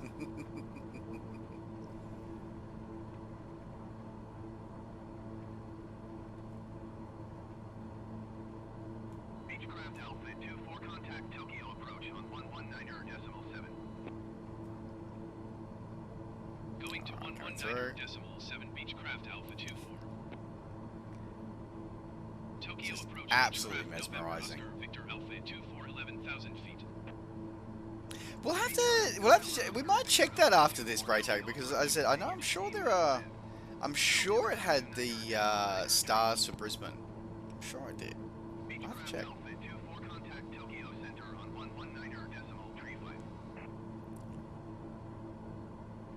119.35 for Beechcraft Alpha 24.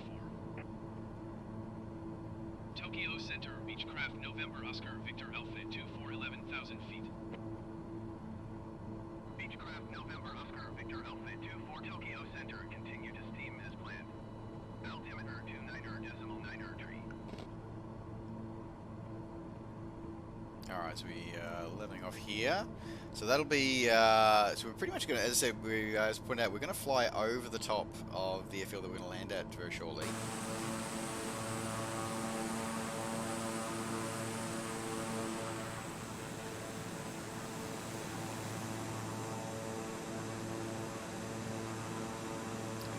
There it is up in the distance ahead of us. It is over there in front of us. And we'll orbit over that and then head out to the northeast as we start into transition in and coming down into runway 22 for the ILS. So looking forward to shooting the ILS with this again. I will do a manual. I will be hands on the yoke for that ILS approach. Just wanted to make sure that all the ILS work. That's for sure. The flight plan at the moment, the flight planning tool can set the altitude. You can do with that during your pre-flight. Otherwise, I'm letting the sim and the ATC set my altitude at the moment. Yeah, this one is just default livery. I will be workshopping this weekend now that there's been some updates to the SDK. Some very promising updates to the SDK, making me a lot more comfortable with where the direction is going. I'm still waiting for my Microsoft store partnership sort of stuff to go through, but I believe there's a way forward for me to be able to release my liveries to everybody with an installer. So I am looking that moving forward. So when I start, when I said if this works this weekend, I will be looking at moving forward into producing some liveries. Started to actually produce some liveries, put them out, and I'll be releasing them as an installer. So you guys literally can just double click, and it will. You may have to verify one step, but the aim is that you just have to double click, accept some terms and conditions, and you'll be able to have my liveries turn up in your sim. But as I said, it's still probably going to be a few weeks away, but I've got a major sort of things I want to catch up with.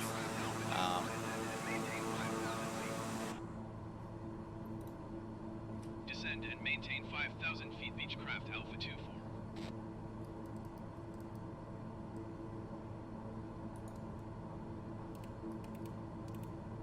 We're going to have to expedite our descent quite significantly, I think. Do a... Beechcraft Alpha 24 contact Tokyo approach on 119.7. 119.7 for Beechcraft Alpha 24. Now back to flight idle while we do our descent. Beechcraft November Oscar Victor Alpha 24 is at 10,700 feet, descending 5,000 feet. Beechcraft November Oscar Victor Alpha 24 Tokyo approach. Continue to steam as planned.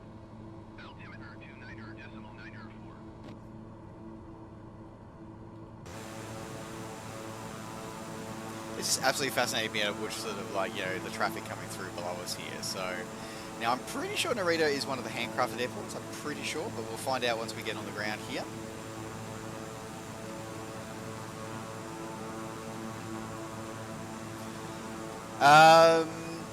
John Foreman, thank you very much for the follow. Welcome to the crew. Great to have you on board. So Spark NVR, so my initial ones that I'll be releasing for free for this sim. I will be looking at potentially payware or donationware releases coming out in the future as well. But initially my liveries for this sim will be experiments for me, so because they're experiments for me I won't be charging for them. Moving forward that will change, but as I said, like the vast majority of the liveries I produce for all platforms are freeware or otherwise commission based. For my commissions, starting after my current round of commissions that I'm currently working on, I'll actually be releasing a new commission structure where, with the exception of VAs that want to commission me, because I have a couple of VAs that I do their liveries for. So non-VA commissions will be, if they are, I'll do the commission, and if you wish it to be only available to you, there'll be a charge, there'll be a surcharge, but otherwise they'll be released available to all my Patreons. Tokyo Tower, there it is. Cool. But yeah, as I said, at the moment, the vast majority of the content I produce is free, or it's contracted to specific developers to provide liveries for their airframes. SD doesn't vector you down through the quads. I think it does. I think the Braytech, I think the ATC actually, one of the advances of the ATC in this sim is that it does respect the altitude requirements, because it definitely gives you the speed requirements when you're following the stars. So it will say, you know, you must keep your speeds below 70 knots or above, or below 70 knots when you're coming through.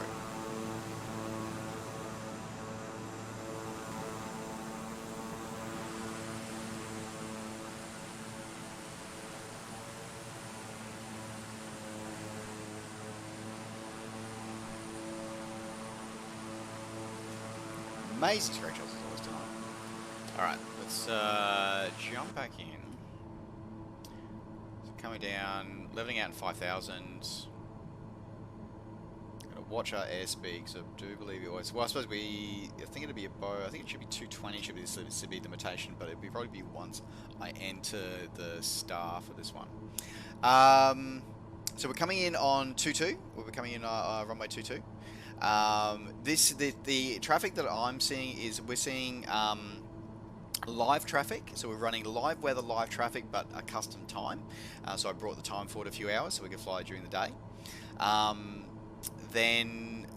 So the AI traffic that we're seeing is live live real world traffic plus anybody else who's in the Southeast Asia server and flying in our vicinity. That is what we are seeing tonight.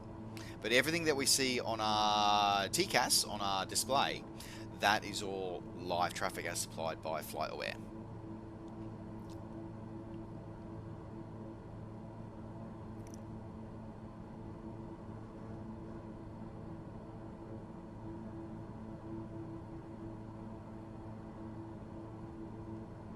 Alright, so we're about 10 nautical miles from our steam transition.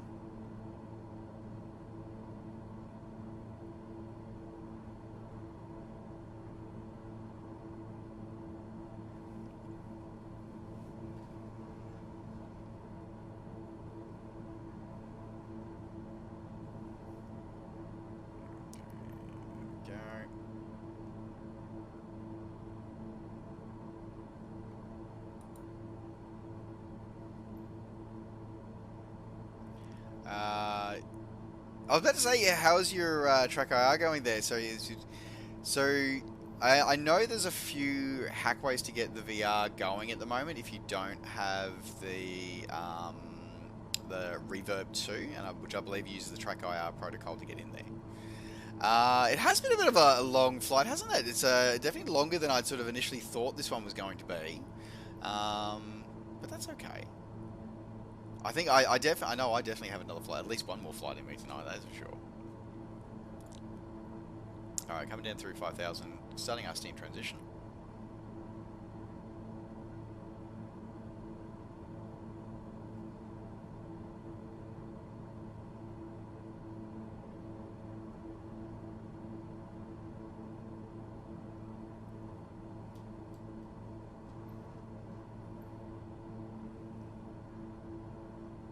Alright, turn up, full daylight here, turn up panel lights off now.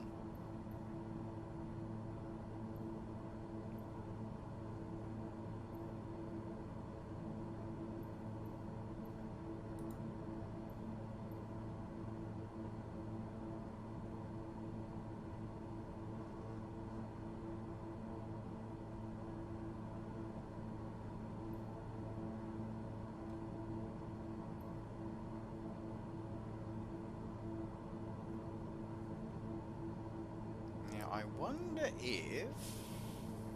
oh no, so... No, okay, no, that's fine. So,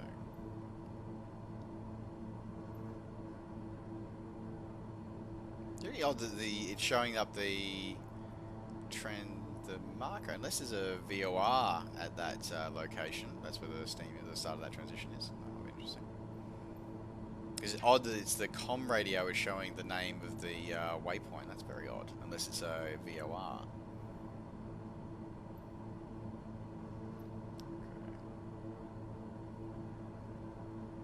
I'll start winding those throttles back a little bit more.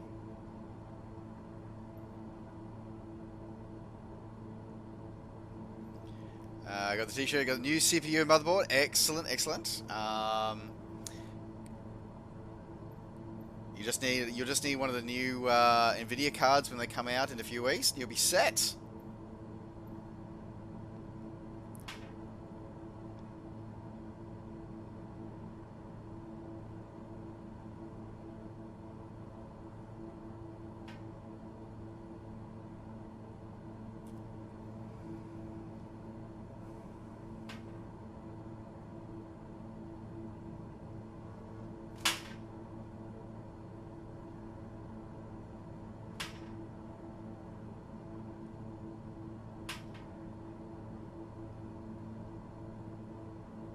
I feel it's very appropriate that one of the waypoints that we're going through is Ninja. I feel for that waypoint.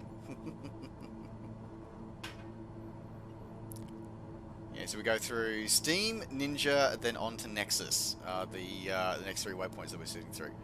We'll be landing on runway 22. Will be our final runway there that we're coming in on drift. 2070 still be a good card.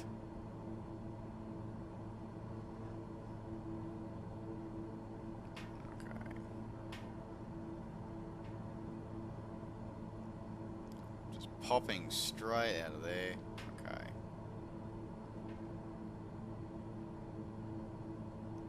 I'm actually, to be honest, I'm actually surprised. Well, we'll see. Well, I'll be very careful. What I was about to say, what I was about to say, I won't say because we haven't actually got close to the ground yet. Okay, so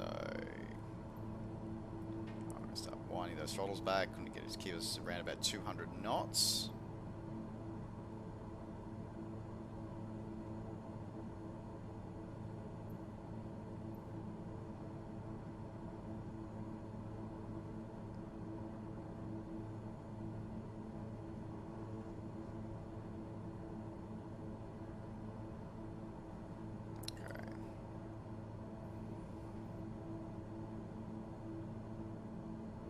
Once we get to the Nexus waypoint, I'll transition over from having the FMS feeding me the nav data, and I'll switch over to, hopefully, we'll switch over to being able to pick up the ILS frequency for, and hopefully they haven't changed it since the nav data I've got was issued.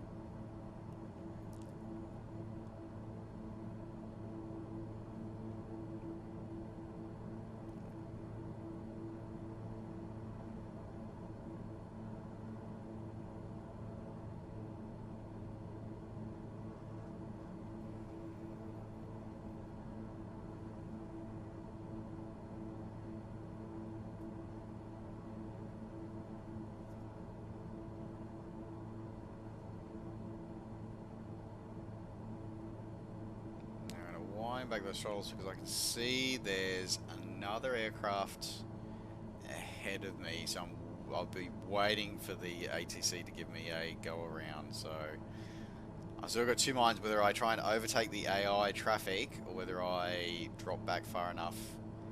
And I probably won't have sufficient spacing. Alpha 24, you are 19 miles northeast of Tokyo. Contact Tokyo Tower on 118.725 when inbound. Tower on 118.725 Beechcraft Alpha 24. Okay. Tokyo Tower Beechcraft November Oscar Victor Alpha 2418 miles northeast inbound ILS runway 22 approach. Okay, glide slope is alive. Alpha 24 Tokyo Tower. Cleared ILS runway 22 approach. Altimeter 29.9 tree wind calm. Okay. Cleared ILS runway 22 approach Beechcraft Alpha 24.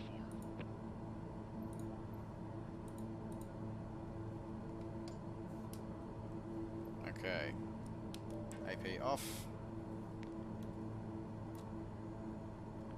Nose down. Throttles back.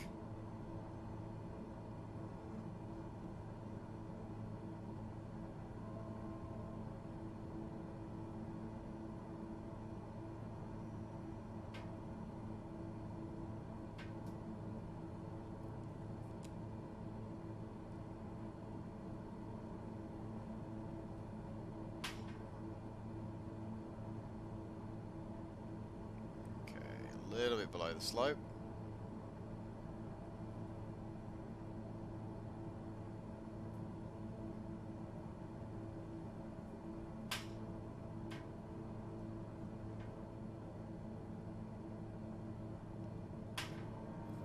Gear traveling.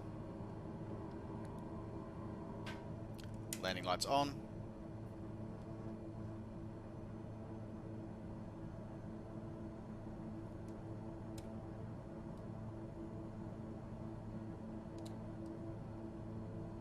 A little bit below the glide slope.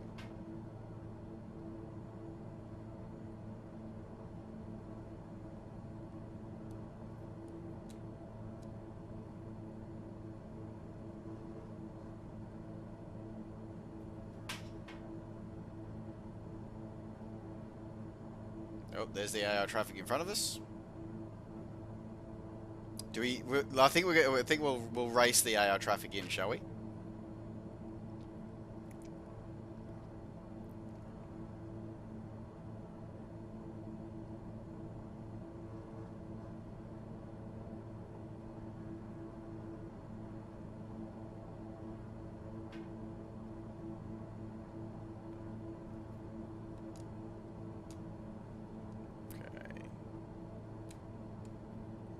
On the glide slope.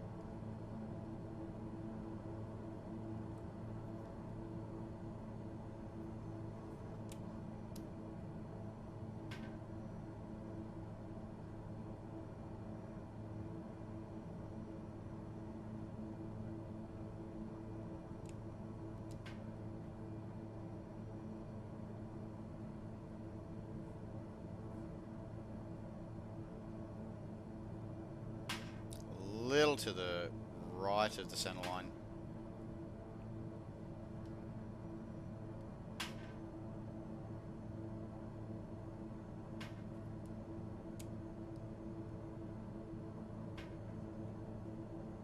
Beechcraft Alpha 24 cleared to land runway 22. Follow the aircraft on final. Wind tree 47 at 17. Cleared to land runway 22 Beechcraft Alpha 24.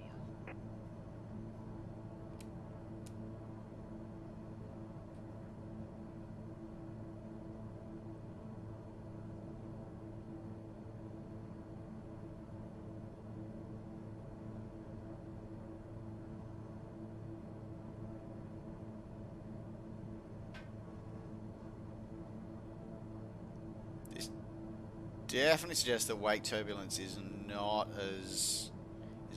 modelled, at least not at the moment. Or at least if it is, oh, it might be, but just not very well. Yeah, I think it is modelled, but it's not as obvious, I think.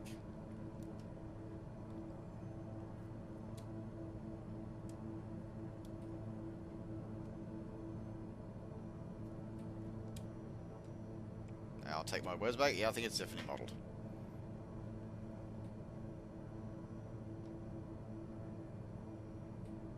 Okay, bring it back down on the slope.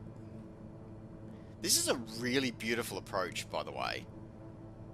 I know I've sort of been focusing on instruments, but it's a really beautiful approach here into 2-2. A little high.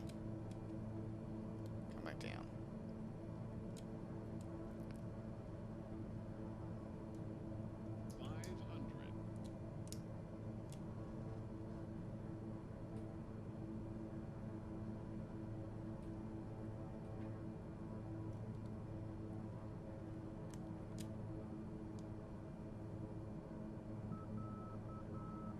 Marker. Beechcraft Alpha 2-4 go around.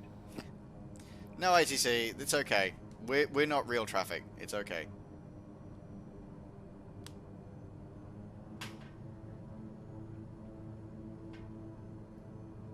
All Nippon 270 exit runway when able.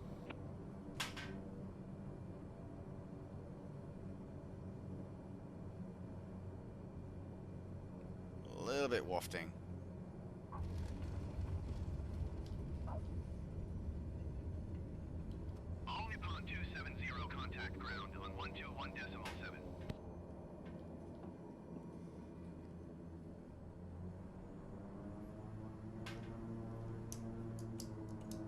Alright, here we go, and clear left behind the All Nippon.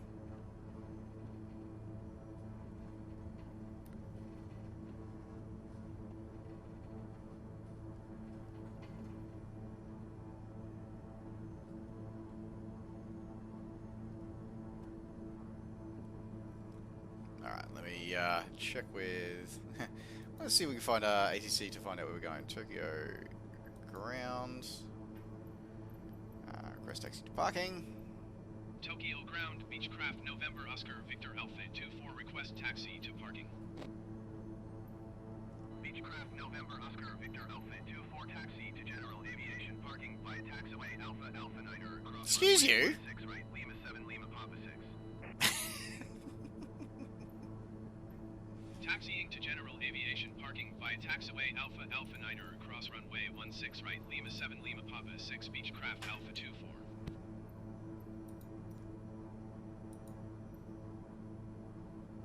Alright, well, we'll hand over to our first officer as we go taxiing.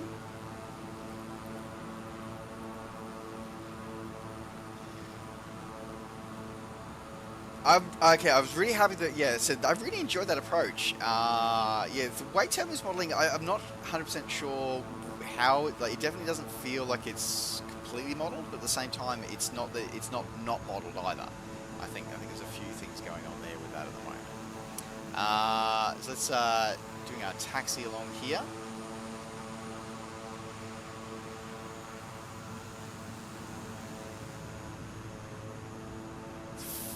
Cool airport as well. Okay, let me have a look here on chat here as well.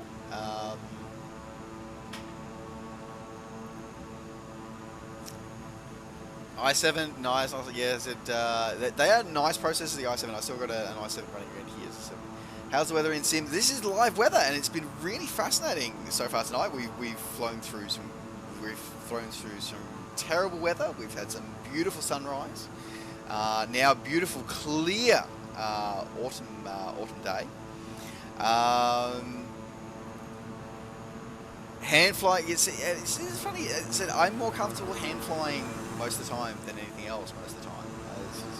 That's true. Oz Flight Simmer, hello, welcome to the stream, my friend. Great to see you. Exactly, that was exactly Rockview. There was plenty of room for me to get on the ground. There was even people sitting there at the threshold there we had to go over. It was fine. Random forklift truck as well. Flight simulators, got the t-shirt, flight simulators as a general rule are always heavy on CPUs, just for the sheer amount of stuff that's being calculated. Like, think about it, like right now, even while we're sitting here on the ground, this sim is calculating my position of my aircraft, the airflow over my wings, it's calculating the airflow through the engines, it's calculating the fuel burn, it's also calculating those same pieces of information about the AI traffic around me, its position, it's calculating the clouds in the distance, are they producing rain, how is the wind performing, how is the wind reacting with that, and how do all of those things, like the whole, you know, mosquito beats its wings in a forest of China kind of things. That's what this sim does. This sim calculates all of that stuff amazingly in real time. So yeah, it definitely is very CPU heavy. That is absolutely for sure. And it was incredibly rude of that forklift truck. It absolutely was, Kiwi. It is heavy on the GPU as well. It does offload a lot of stuff on the GPU, but it's still very heavy on CPUs as well.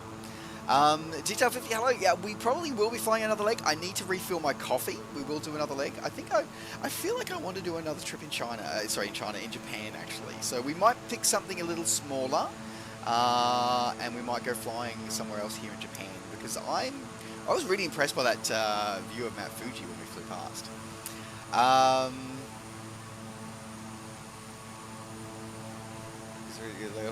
Local processors can sometimes struggle with that one as well. Yeah, there are quite a few figures came through as well. Great flight, you didn't crash. Yay, that's awesome. It's always good when we don't crash. It's great to see all these King Airs coming together here at Haneda. Heading over to the ramp there, I think I see a DAR sitting over there on our ramp as well. Now, I do believe...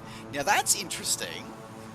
I wasn't sure this made it into the final build. I remember seeing this in the alpha, and I wasn't sure if we'd see this in the final build or not. But one of the generic AI aircraft... Yes, darling, I will pet you in a moment. Is essentially an A380. I think they might need to work on which gates the A380 gets docked to.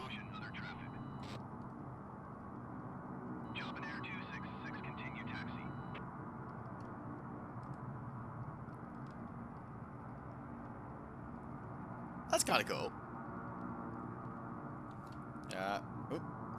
Bit of a lag spike there. Sudden lag spike there.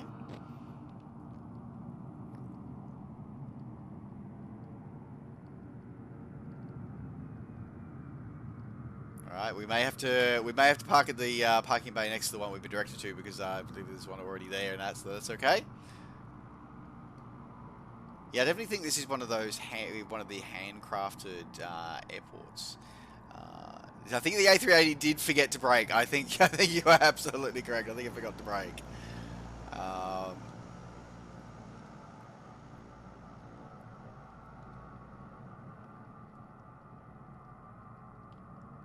It's funny how some of the road signs have been written on and others haven't. That's really, really fascinating. Some to do, some don't. All right, let me. Oh, sorry. I need you to lift your butt. Okay. Let's go AI control. Let's go control aircraft. There we go.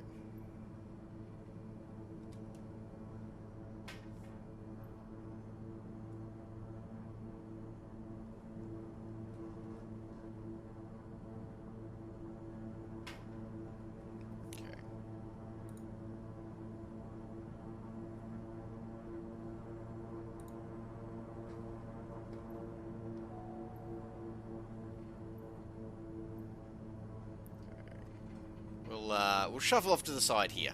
We'll do that. Okay.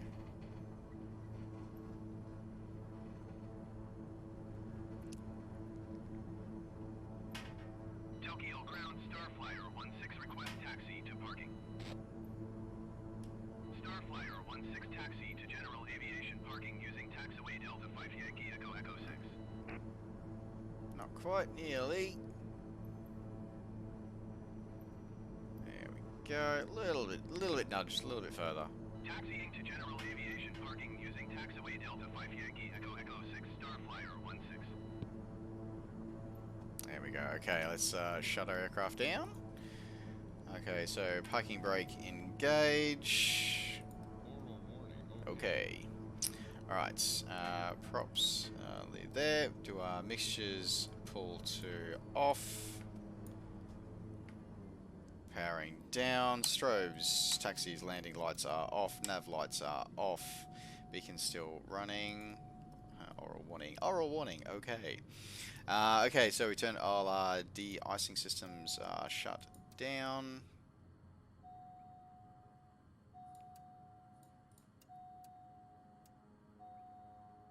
Okay, good. Thank you. And finally, we should all of those are off. Generators are set to off. And avionics buses 1 and 2 are off. Beacon's off. Battery is off and shut down. There we go. And we are good. Excellent. There we go. Let me just quickly turn that off so we can get some screenshots. Navigation aid. Taxi ribbon set to off. There we go. I need to find a way to be able to make those onto keyboard commands. I genuinely need to do that. All right. Oh, probably need to... let's do that one first. There we go. All right. That is awesome. Thank you very much, everyone, for joining us on this little flight here in these King Airs in Japan. It's been great to have everybody on board. It really, really has. We'll get a quick family portrait here. Let me catch up on chat here. Where is I take you? It can be interesting sometimes when you let the AI take control of it. What it does, it really can be. No worries, Paul Osman. Good night. Good night. Safe skies, my friend. Thank you very much for joining us. I don't believe there's any aircraft that is specifically set to space. I think you can slew an aircraft to 200,000 feet. I think I've seen somebody do a screenshot at, but not officially, no. The lag is a little real here. That is comes there. Where's alright? We didn't bug him.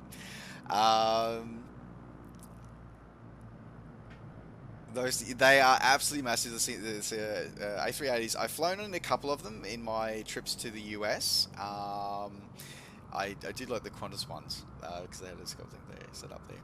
No idea the AI is taking you. No worries, Osman. Thank you very much. Take care, my friend. All right, guys. So what we're going to do is we are going to give this a few minutes. So I'm going to go grab another I need to refill my coffee. So we will go for one more flight tonight. We'll do something we'll go in something a little bit smaller.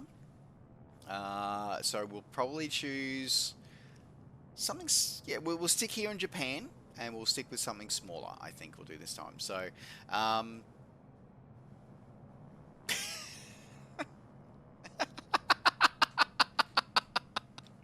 it's moments like that I love in this sim. I genuinely do. Okay. Alright, guys. So, give us a few minutes. It will be, give us probably 5-10 minutes for me to get a coffee. In the meantime, enjoy the beautiful views of here at Tokyo Narita. Haneda, and don't forget yourselves, and make sure that you hydrate or grab some food while you're waiting, and we'll be back in let's say 5-ish minutes or so. We'll see you soon. All right, guys, see you very, very soon.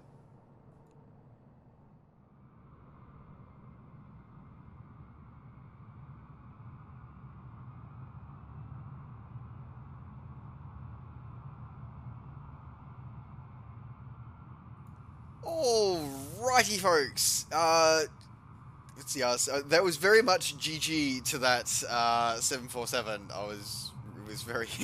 I saw that. I just started to put my coffee down. I saw that 747 do a interesting maneuver and then managed to take off again. But there you go. Anyway, folks, hello, welcome back. So we're about to get started on another tour. So we're gonna have to do a bit of crunching though, because I am hungry. So first up, what we're going to do is we are staying in Japan, but we're going to end this flight and go back to our main menu. Detail 50, hello, welcome to the stream. Oh, sorry, I did say, you said that you joined, you were followed before, so welcome to the crew. Sorry, my apologies. My brain's a little bit fried at the moment. It's been a long day. I do not live in Japan. No, Japan is one of the places in the world that I've always wanted to go to, but never actually managed to get to. I have many friends who spend a lot of time there, and I've worked with people in Japan many times over the years, but I've never actually managed to get there. What is on your screen? The joys of delays on streams, isn't it? All right, so I want to stick around Japan.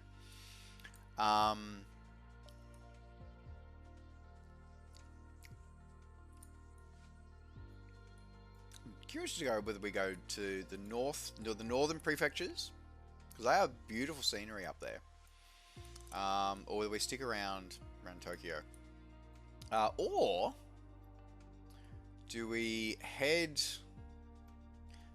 That's Taiwan. Or do we head to Guam? So not Guam, to Okinawa.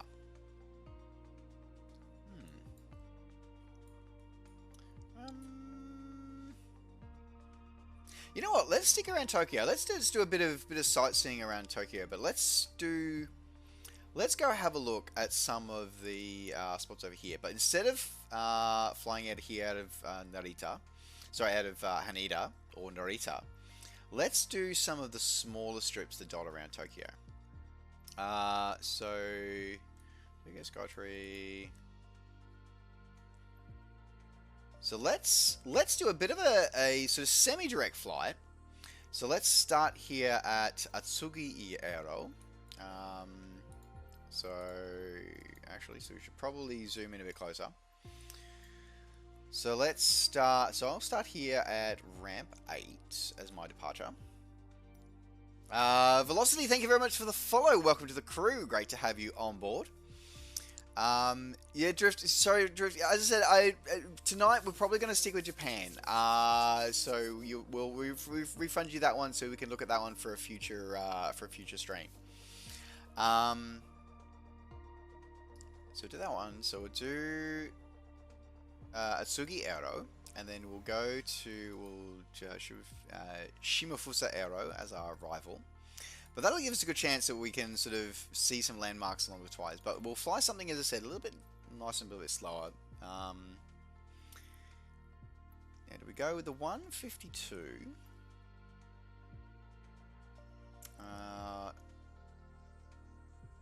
Or let's do the CTSL.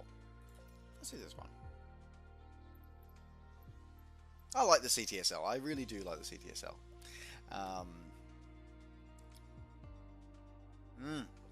Okay, so it's detail you spent a lot of your business life in Japan. Nice, fascinating. It is part of the world that as I said, I've always wanted to go to. It absolutely fascinates me. Big fan of a lot of Japanese mythology and Bushido. I'm very fascinated with much of the culture. So it's always interesting to sort of read about it and learn about it, and it's always great to be able to talk to people who spent time living there as well. One of my mentors spent time living in Japan, working for JAL, providing simulator support for their pilot training.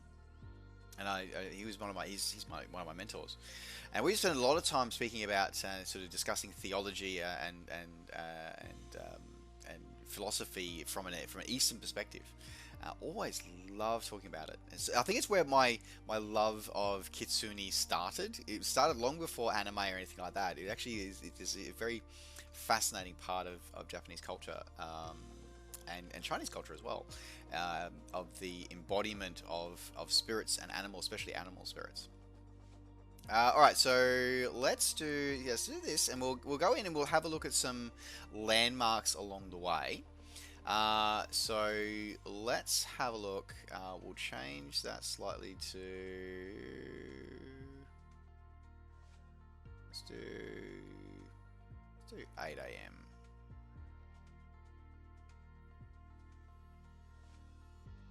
There you go. So, okay guys, let me update the Nightbot commands for you all. One moment. Let me get this done here. Let's have a look here. So, local times do 0830. And we're going to do RJTA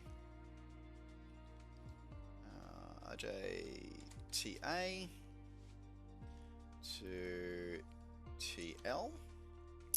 I'm going to do cruise speed of about 100 knots.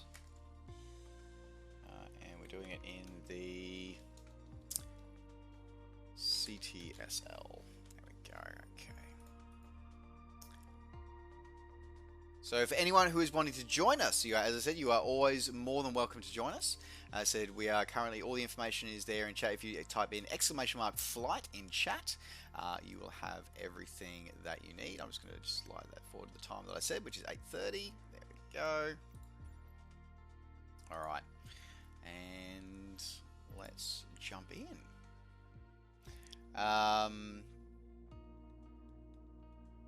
Yeah, Mount Fuji, it was amazing to be able to fly past Mount Fuji in that last sector that we just did. Velocity, it was awesome. It was awesome. Your ship was home ported in Yokosuka. Oh, okay, when you're in the Navy. Awesome, awesome. Alright, let's try it now.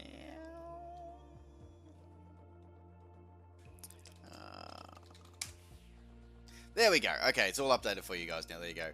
I used to stay close to Tsuki Airport. Nice. Alright. Yeah, I probably should change. I just realised that we're flying a non-yoke aircraft. So I need to unplug my yoke. I have to quickly change controls here. Oh, I love the honeycomb yoke. I absolutely love this honeycomb yoke. And it's great that they have all the, you know, the clamps and everything to lock it in. But it's just like, when you want to change controls quickly though, it's sort of like, I gotta unscrew everything.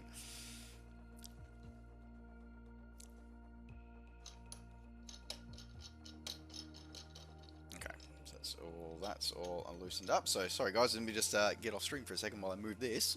Oh, oh. Gotta be careful I don't run over my my first officer.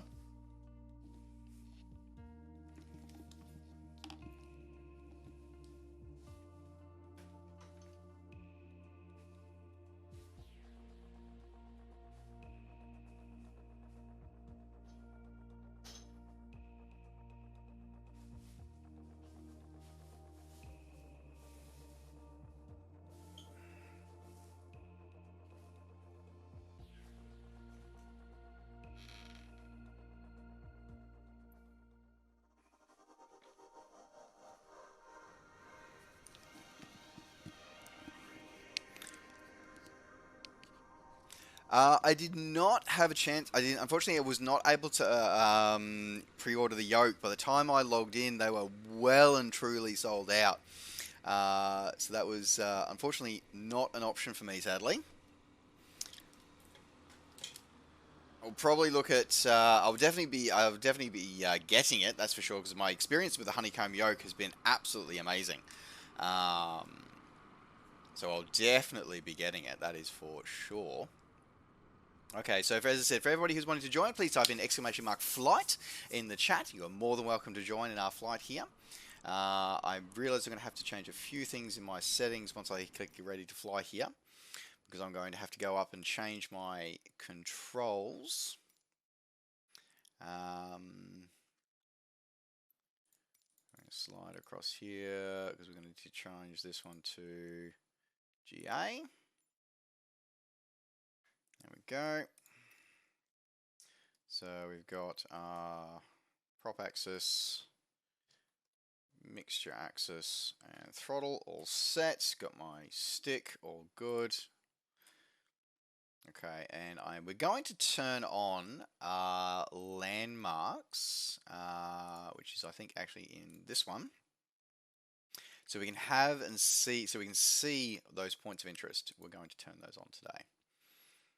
Okay, so let's try that one. And we'll turn our tapex ribbon on because I don't know, I'm not familiar with these airports. Alright. Good.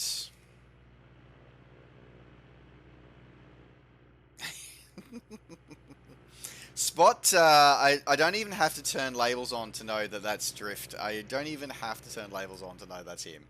Alright, let's get our aircraft started here today. So first thing here, we're going to open up our throttles here. We're going to put the choke on. We're going to, parking brake is so open, fuel shut-off valve is open. Parking brake is on. Okay, we're going to go master battery is on. Okay, alternator master is on. Fuel is on. Magnetos. Start. Well, that was awkward for you, wasn't it? Alright, avionics is on. At Suji ground, flight design November Oscar Victor Alpha 2 for requesting pushback. Flight design November Oscar Victor Alpha 2 for pushback request accepted. I still don't understand why you would push back an airplane with the prop turning at the front, but that's just terrifying. Also, we'll turn the parking brake off for them, so we don't have to. They don't have to be the Incredible Hulk to push us back.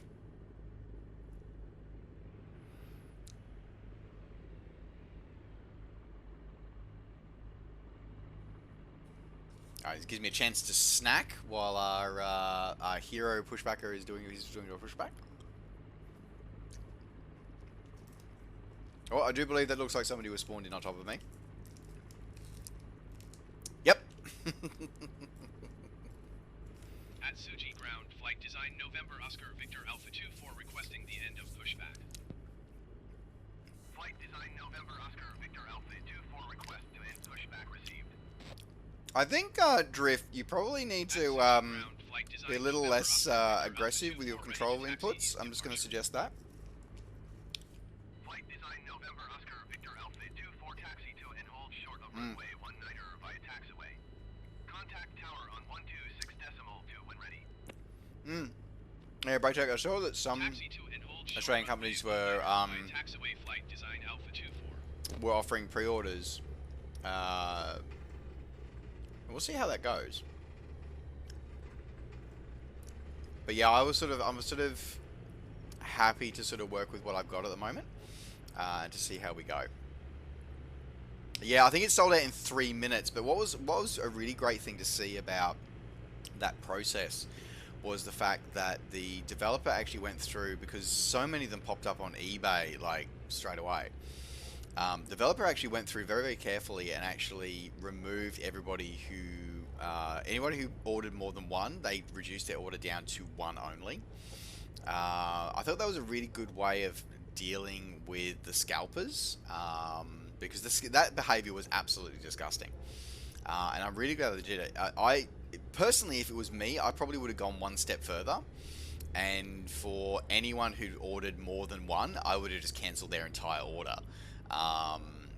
But you know, I think that the way Honeycomb Aeronautics actually dealt with that was really, really impressive, and I think a really great way to a great way to be respectful to the community and make sure that as many people as possible were able to be included in that first production run. X-Plane Dev, thank you for Dev16. Thank you very much for the follow. Welcome to the crew. Great to have you on board tonight.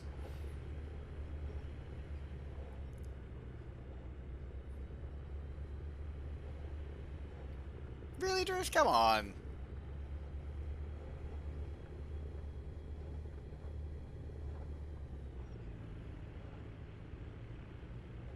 Alright, just checking the hydraulics out.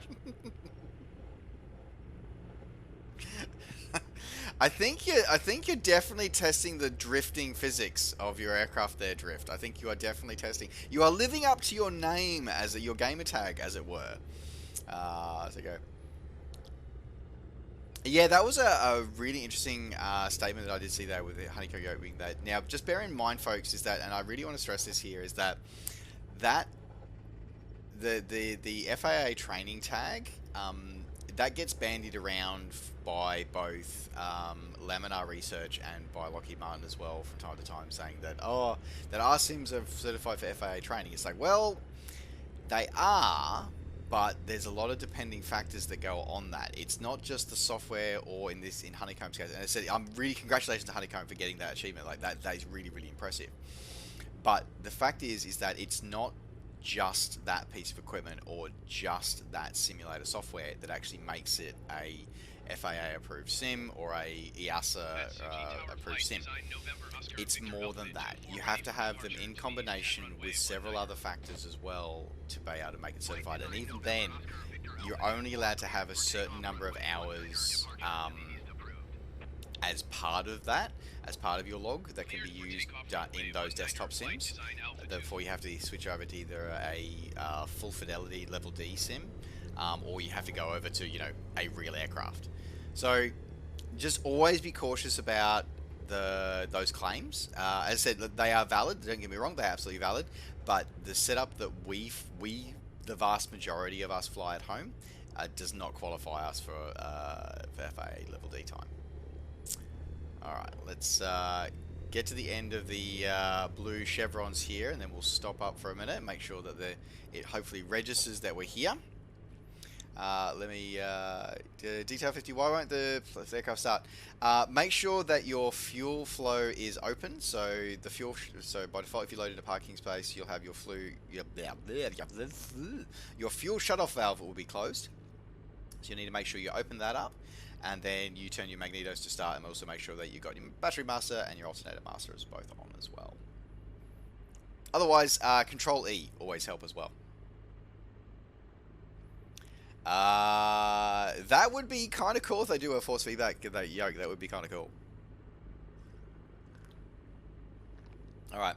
I'm not going to risk the display, so I'm going to quickly jump in here and turn taxi off until we land again. Oh, actually, no, you know what? I'll risk it.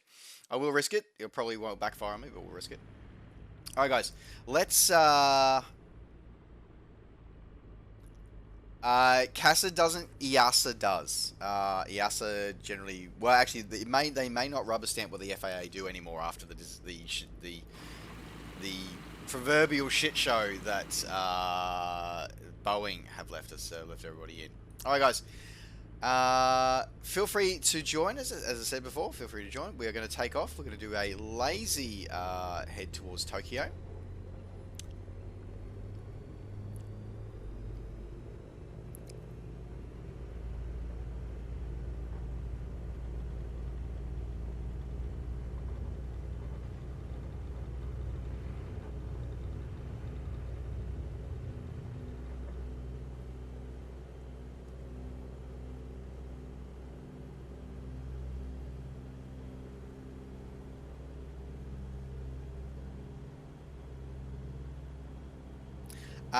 EASA is the European Aerospace Safety Agency. Excellent. You got detail 50. That's all right. We'll quickly orbit over the field for you. Flight design Alpha 24 continue for east departure. I will contact you next when you leave my airspace. At Suji Tower, flight design November Oscar Victor Alpha 24 continue for east departure. I'm just realizing it's actually got water masking on all the canal through here as well. That's so cool. Proper water masking on canals. Again, another little detail that's always awesome to see. Probably should have said that we were going to do... oh, that's kilometers an hour, not knots. That'd be right. I was looking at that theater and going, there's no way I'm doing 150, 180 knots. It's like, oh, no, that'd be kilometers an hour. That'd be why. Alright, what we might do is we'll head east, because I do believe there is a landmark to the east that we can head to.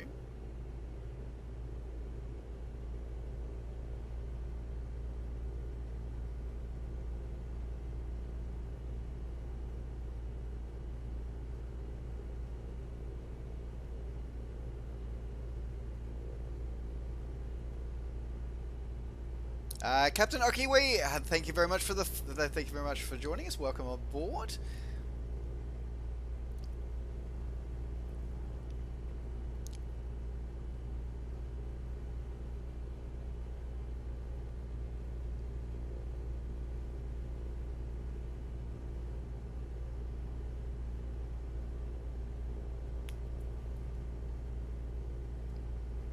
Such a docile aircraft, this one. It's such a fun little aircraft. I really can't wait for... obviously a friend of the channel here, Iris Simulations, has been hard at work bringing their sports light aircraft. The couple of Jabiroos, the J160 and J170. They're bringing both of those to the sim. Can't wait for that.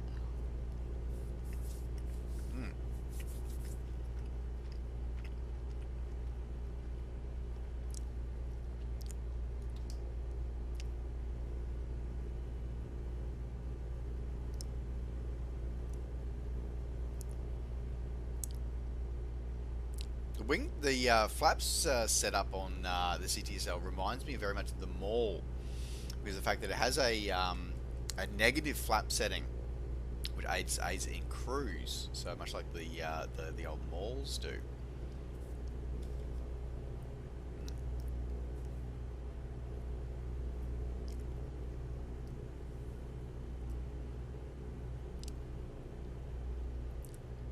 No worries, Okiwi. Welcome. Look forward to having you join us. As I said, you're welcome to, when you find us on the map, click on our names and spawn in behind us. No problem at all. It is an incredibly densely populated place. That's absolutely correct.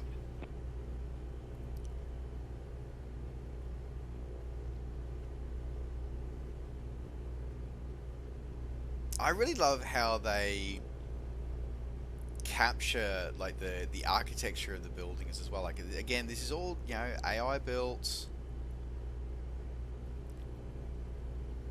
A few giant trees coming through here, but that's okay.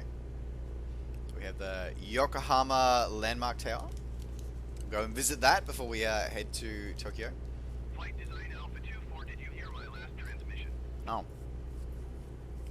Why did I have my AI handling my comms? No, I did. Apparently my AI had forgotten that. At Suji Tower Flight Design November Oscar Victor Alpha 24 frequency change.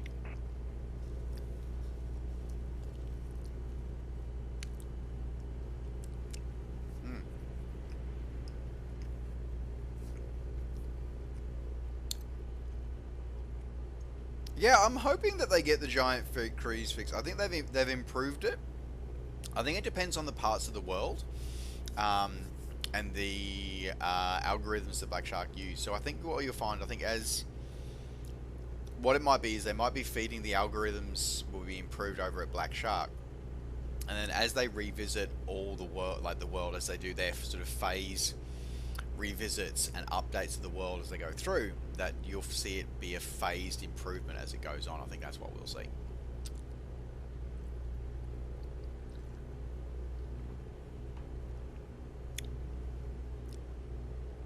Well, I got the traffic on the correct side of the road.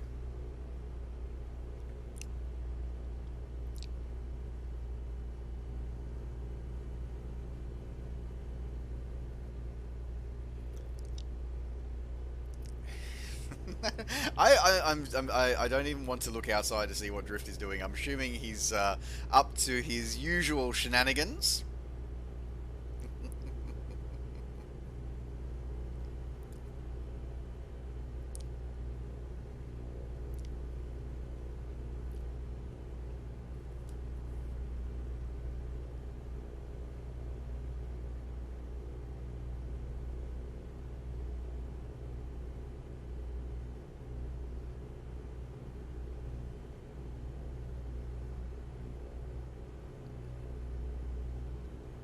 It's amazing, again, sort of commenting before about how, you know, densely populated Japan is. It's sort of, you don't really sort of realize that until you sort of, you know, until you sort of see it up close, like this close, from the air, but still this close.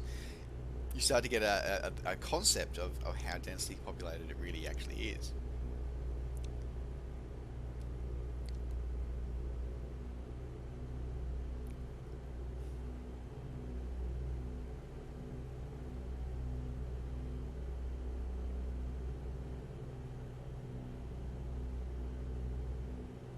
See, I look at those tower buildings next to it, and all I can think of is Die Hard. Is all I can think of. Tokyo approach flight design November Oscar Victor Alpha 24 is type flight. Oh, design now Alpha you 2 start design using the November radio Oscar comms for me. Victor Thanks. Request flight following. Oh, hang on. Flight design November Wait a minute. Oscar Victor Alpha 24 Tokyo approach. Is there a helipad on top of this? Squawk 7 Tree 16 flight design Alpha 24. Does it have helipads? Let's find out. Contact 90 miles east of Atsugi, 1,000 feet. Altimeter 29.92. Copy flight design Alpha 24. Okay, it has a helipad. 123.8. 123.8 for flight design Alpha 24. Alright, where's the wind out of? Atsugi approach flight design November Oscar Victor Alpha 24 1,200 feet. Flight design Okay. November Oscar Victor Alpha 24 Atsugi approach continue as planned. Altimeter 29.92. Flight design Alpha 24 contact Tokyo approach on 125.4. 125.4 for flight design Alpha 24. Tokyo approach flight design November Oscar Victor Alpha 24 1,200 feet. Flight design November Oscar Victor Alpha 24 Tokyo approach continue as planned. Altimeter 29.92. Flight design Alpha Okay. 24 contact Atsugi approach on 123.8. 'Cause I'm right on the edge of the airspace at the moment, so it's Going to the 123.8 flight design the poor AI ATC is freaking out. Atsugi approach flight design November Oscar Victor Alpha 24 1,000 feet. Flight design November Oscar Victor Alpha 24 Atsugi approach continue as planned. Altimeter 29.92. Okay, so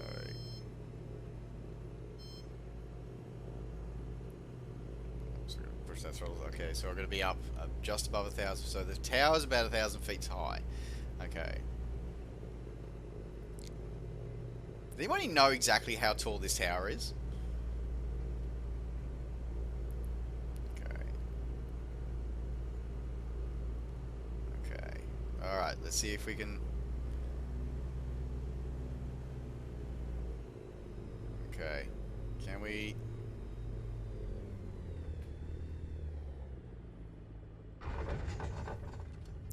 Oh, hey, yeah. Wait. Wait. One moment. Parking brake on. I think I missed the helipad. Okay, I missed the helipad. I missed the pad.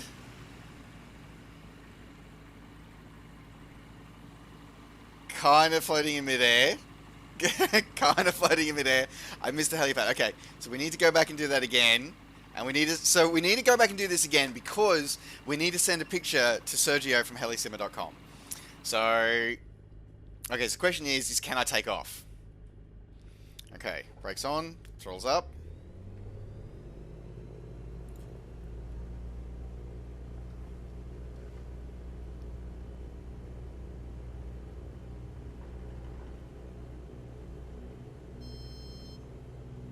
Okay.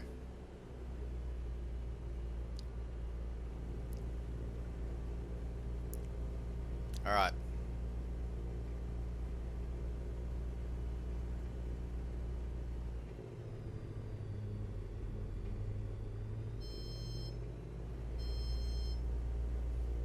Pretty much riding the stall.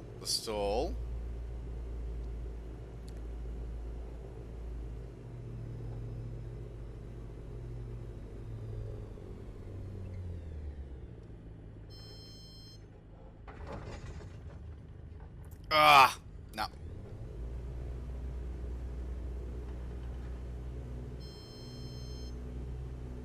Okay, so we need to get a bit closer for a bit of a flatter approach.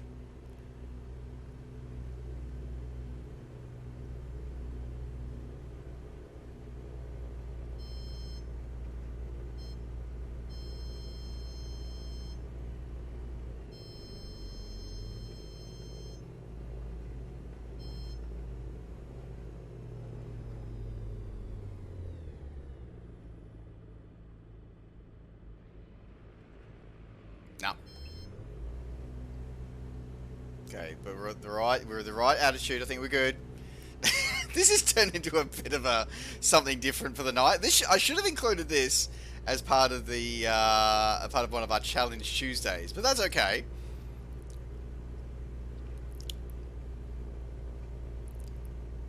We are doing this in support of our rotary-winged cousins, who are still waiting to have their contributions. Oh, nice! Someone's landed right on the helipad.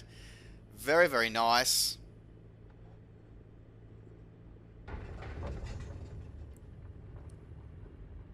Nope. Okay. Oh, wait. I think I have a little trick up my sleeve. Okay. I'm kind of abusing the in-sim physics for a moment, but I'm gonna do it.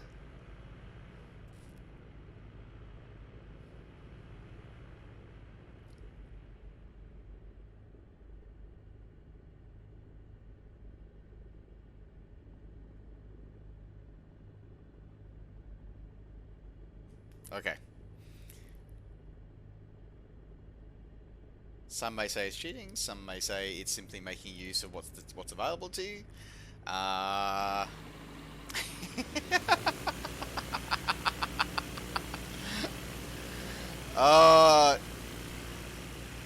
Absolutely priceless. I also, can I just actually say, can we actually just take for a moment here is that we can actually tell that Microsoft and Asobo are actually serious about supporting helicopter pilots, because the fact is 90 is the helipad model, but we're talking about the stairs leading up to the helipad, the doorways, stuff like that. Like, this is all modeled here. None of this can be seen unless you do crazy things like what we've just done and actually sort of stopped on the actual helipad. So I'm really impressed that they've actually done that. That's really cool. Okay, that was a random side adventure. Thanks very much for indulging me on this random side adventure. That was so much fun. Sergio will be pleased.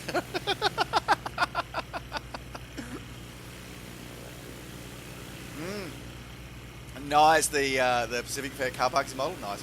You're on. Game well physics for the absolute win. This is absolutely right. So good old Shift P for the old school pushback. So there you go. All right. So let's take a moment to now head back on to Tokyo and explore the rest of the sites here. Should we make this another run for the rest of the night? Actually, do some more helipad landings? Maybe we should. All right.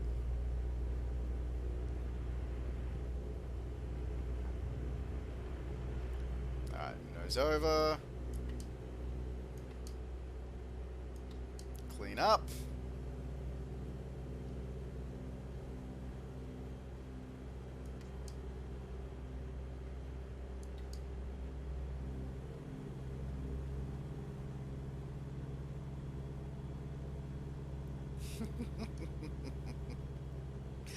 That was so much fun. This is why every now and again you have to enjoy the things that you can do in a sim that you can't do in real life. All right, let's head north. Thank you very much, Yokohama Tower. That has been very fun.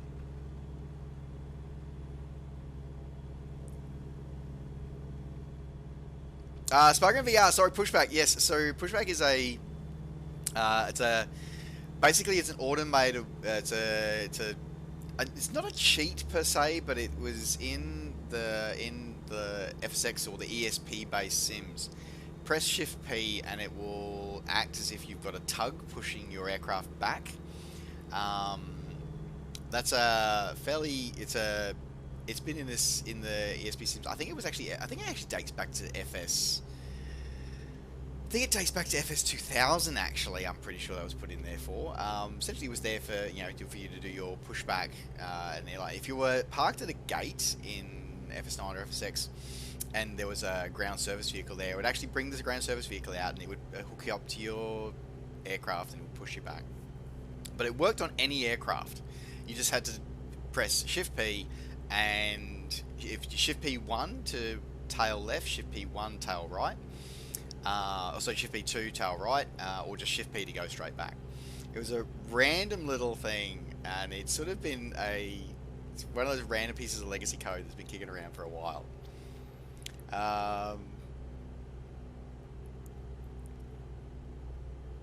Nice, no worries. Detail, we'll see you soon. Aeronautical engineers, you can't do that. Drift has solved my beer. Drift, you always make it fun to fly. That is absolutely for sure. So yeah, so we're gonna continue heading north. See if we can spot some more of these, some of the Tokyo landmarks.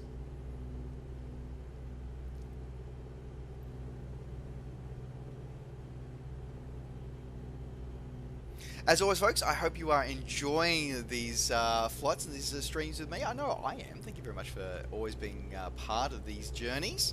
For anybody who is watching and hasn't already heard me say, as I said, everybody is welcome to join. Please use the text !flight in chat there to be able to find the details you need of where we are and where we're flying, or what we're flying. You are more than welcome to join aboard.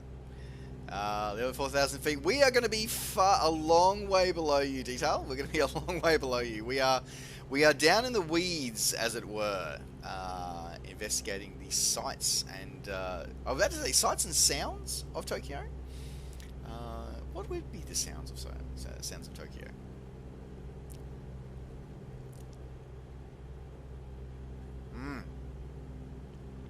Tokyo Tower, which I'm hoping, which I'm thinking is that one over there on the skyline off to my my right nose. I know there are a stack of POIs that's supposed to be to the north of our flight trail, our GPS track. We'll keep following those for now.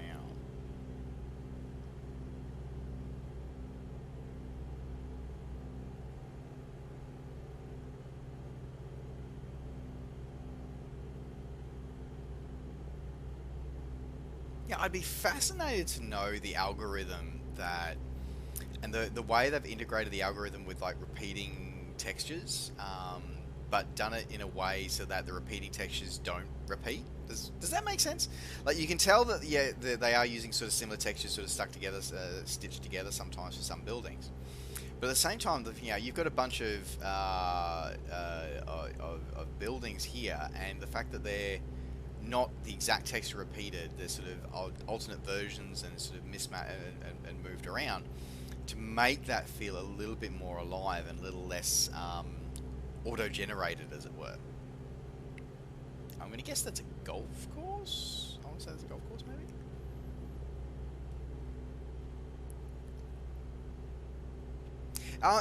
It's a lot of fun. This aircraft, it's a little sports light aircraft. I think it's very similar. It's very similar. It handles very similar, or it feels very similar to Jabiru, which I've got some time in.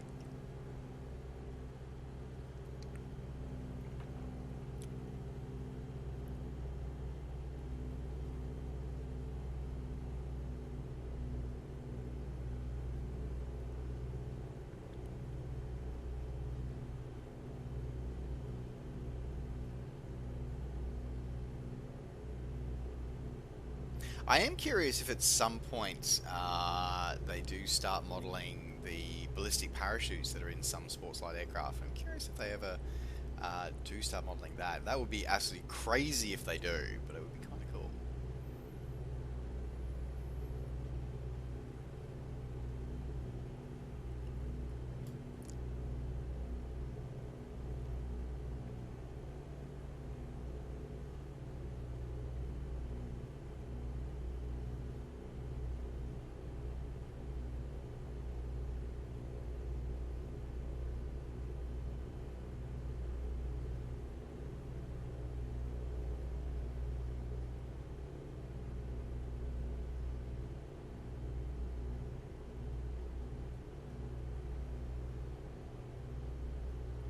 Though I must actually, just looking at it, I think they fixed. So one of the issues that I had was how you had this sort of like grey overlay on roads, and it looks like, just looking, I think they actually have fixed that now.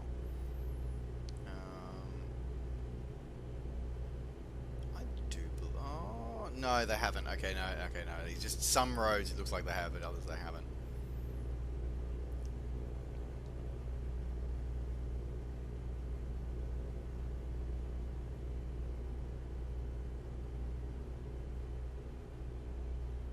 I don't have my -12 flaps on at this time. I sort of,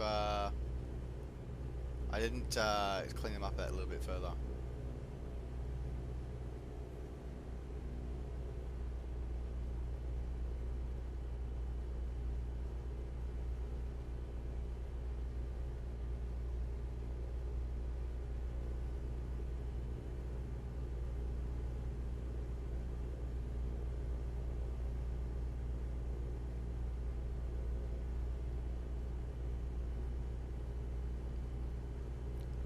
National Diet Building. That's a interesting name for a building. Oh, let's go. Okay, let's. I'm not sure how I feel about that name of that building. I'm not sure how I feel about that. We're gonna go look at these buildings first before we go look at the National Diet Building. I feel like that building's calling me out right now. Oh, Yogi, if you're in the chat, I just thought of you if you're in the chat here. Alright, let's word here. So the Yoyogi National Gymnasium. Is this where they got the idea for Pokemon gyms?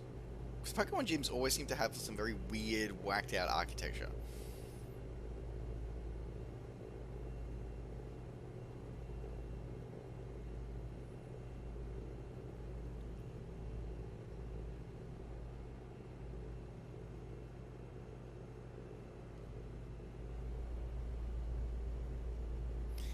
Inverted Mayor, hello! Welcome to the stream. I am doing well. I hope you are doing well as well. They got the hockey fields sort of on the outside there. But whatever that building is not modelled. That's interesting.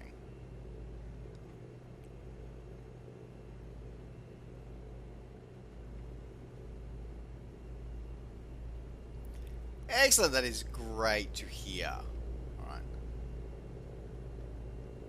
Cocoon Tower, were they trying to sort of like rival the Gherkin in the Shard? I suppose those names were sort of given by the people rather than by the companies, weren't they? Alright.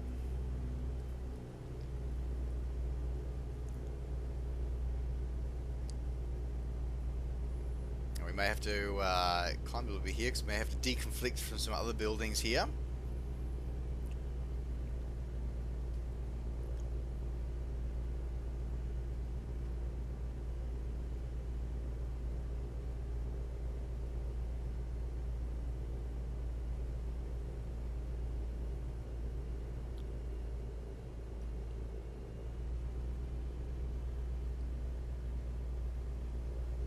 Tokyo Metropolitan Government Building.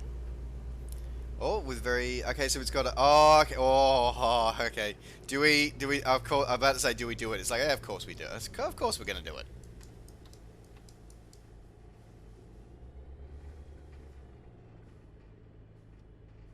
Yeah, this one doesn't have a safety on it though. This one of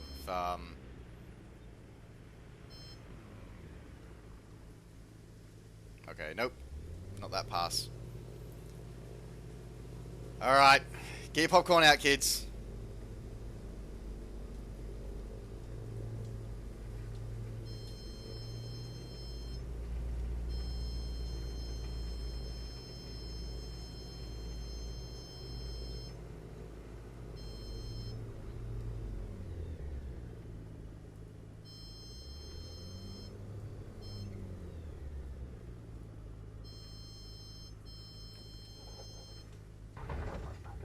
Oh, yeah, no, yeah, nope.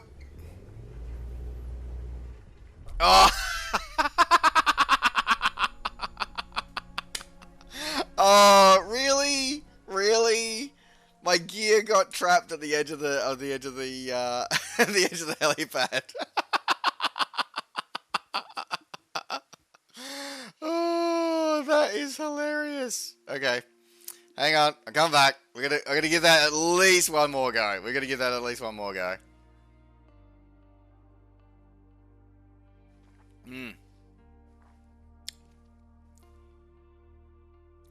Alright.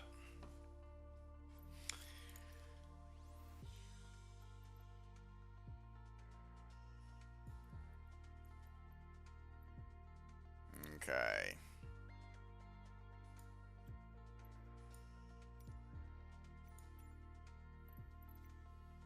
There we go. Yep, all good. Alright.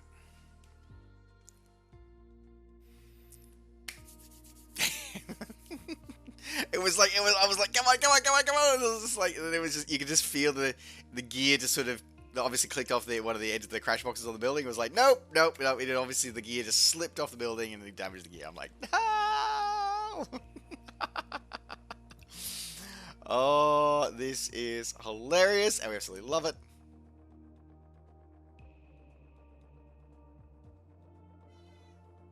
Okay, oh, hello. I'm being told off by my co-pilot. Apparently it is past my bedtime, I think.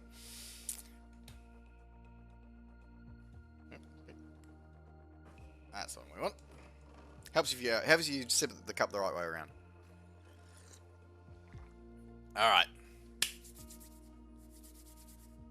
We gotta give this another go.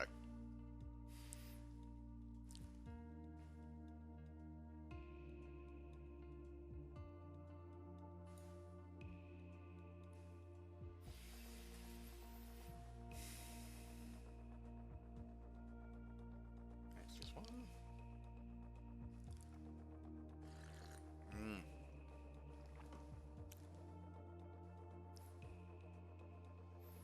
This is a whole different kind of landing challenge. As I said, especially because we're leaving, we're not sort of turning any kind of the assistance modes on. Like we're not using, was it infinite fuel, infinite damage, and stuff like that. We're actually sort of still flying. Actually, what I should do is I should actually dump some fuel out, actually, and make us a bit lighter. Is what I should do. Oh, excuse me.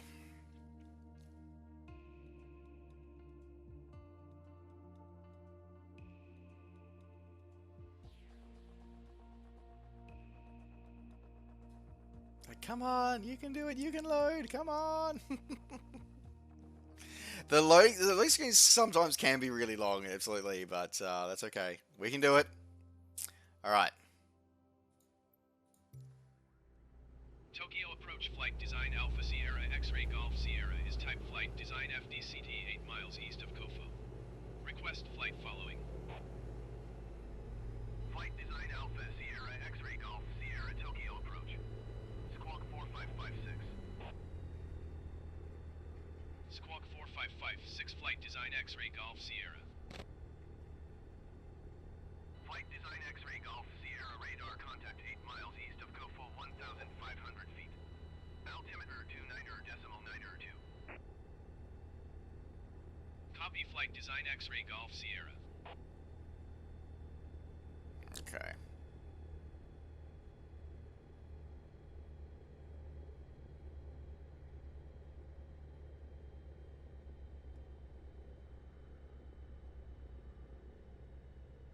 It's really impressive, actually. You know, one of the towers of the building actually has all those solar cells on it. That's actually kind of impressive, actually. Okay.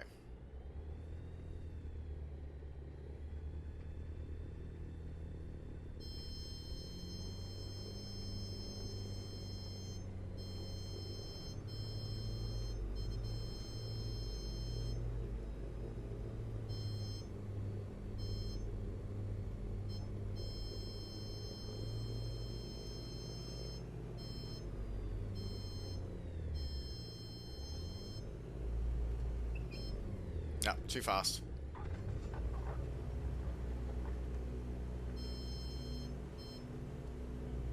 Tokyo approach flight design Alpha Sierra X-Ray Golf Sierra is type flight design FDCT Okay. 900 miles miles east of Kofa. Okay, so what's interesting about that is that ATC just recognized that I'd landed and then took off, which means that that is actually genuinely recognized as a legitimate place to land in this by the sim, which means that the preparation work for helicopters is well and truly well advanced. Flight design X-ray Golf Sierra radar contact 9 miles east of Kofo 1,000 feet. Altimeter 29.902. Nope. Oh, wait. What? I'm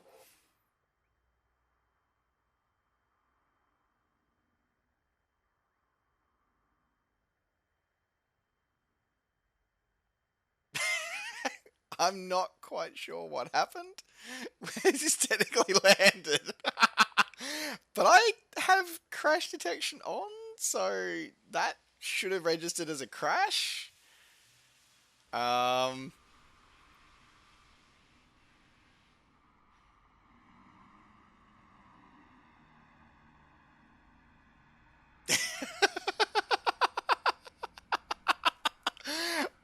broke the sim, maybe? I don't know. That's rather hilarious. Can we restart? Yes, we can. Okay. Let's try that again.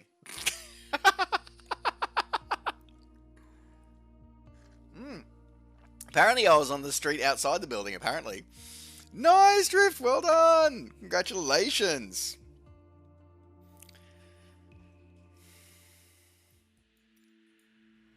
Tokyo approach flight design Alpha Sierra X-ray Golf Sierra is type flight design FDCT 8 miles east of Kofa. Request flight following. Flight design Alpha Sierra X-ray Golf Sierra Tokyo approach. Squawk 0075. Squawk 0075 flight design X-ray Golf Sierra. Flight design X-ray Golf Sierra radar contact 8 miles east of Kofo 1,400 feet. Altimeter 29.902. Copy flight design X-ray Golf Sierra.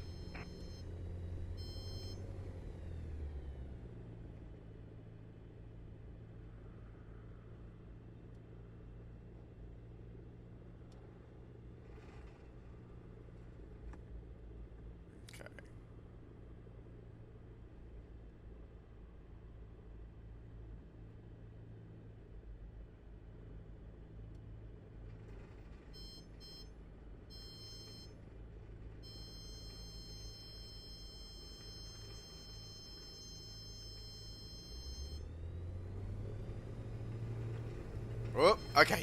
Well, okay. Single wing stall, reverse turn, pull out. Yeah, okay. Held that stall a little bit too close.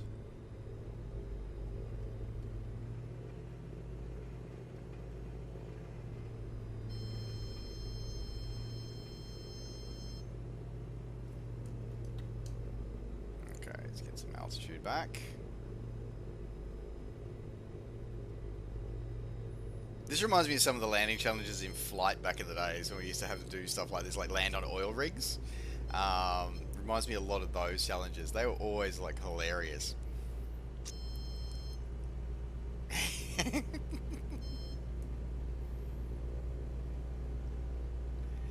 No, Azita.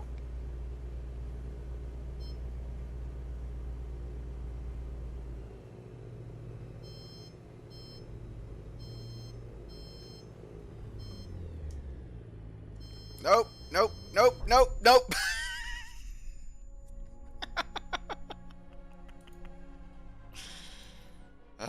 See, the advantage you have, Drift, is that you have the damage off. I have it on.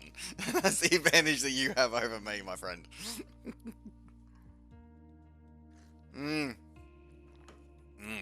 Okay.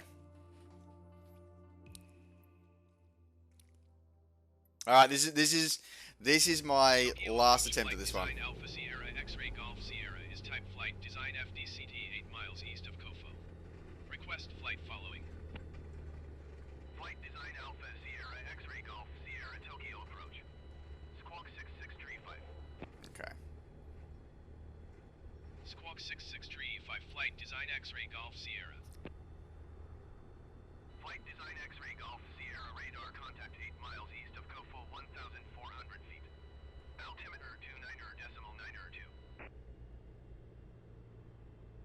Copy flight design X-ray Golf Sierra. I was going to say, I think what we need to do, I think you're right, that's the thing, is that to do this one, the ideal one is instead of using it off live weather, you do it with about a 30 knot headwind, because that then puts you right on your stall speed. So you can actually have enough airspeed for basically standing still.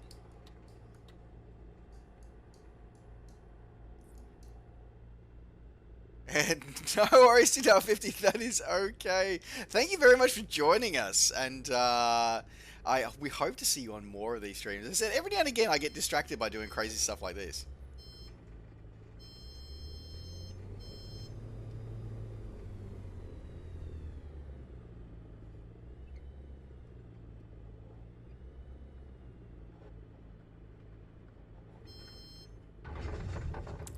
Nope. There's a crash box at the edge of the helipad. There's a crash box at the edge of the helipad. That's what it is. Okay. So this is a so one of the things that shows a couple of interesting things that we've learned out, or that I've learned out of this little experiment today. So it means that helicopters are definitely being thought of already. So not only is it detailedly modeled, and the fact that, so as I said, like when we heard the ATC pick up on the fact that we made contact with that helipad, and then when we came off the edge and we took off again, it actually registered with the AI to actually talk to ATC as we've just entered the airspace, and we've actually just taken off, which means that the ATC AI and the virtual co-pilot is already thinking in terms of, you don't have to take off from a runway, like you can take off from anywhere. So that's the first thing that we noticed. Second thing we noticed is the fact that the helipads are modelled, and so is the tops of the buildings, but also the fact that they have crash boxes around the edge of the helipad, so that if you don't handle your helicopter correctly when we eventually get them in the sim, then it will register that. So that's actually really interesting. It means that helicopters are a lot further along, I think, than even I thought they were. Like I anticipate to see them within the next 12 months or so, but I think we might be, it might be sooner than that. So that's really interesting. All right. Yeah. So bug fixes. Yeah, I know helicopters are on their roadmap, and I know it's soon. Well, I know it's sometime in the next 12 months. I just thought it was further down the track, so there you go. Nice, Detail50, thank you very much for joining us. Look forward to seeing you on the next stream.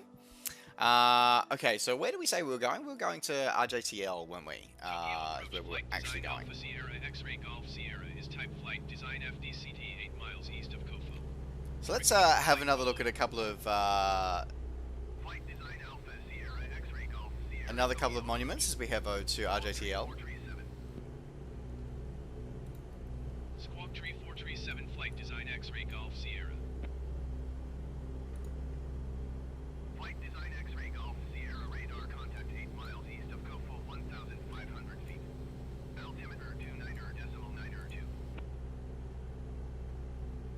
Copy flight design X-ray Golf Sierra.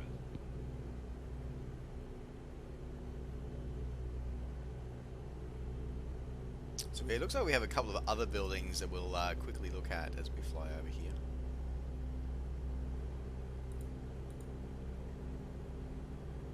Oh, where did my label suddenly go? That's a bit odd. Oh, probably because I'm too close, probably.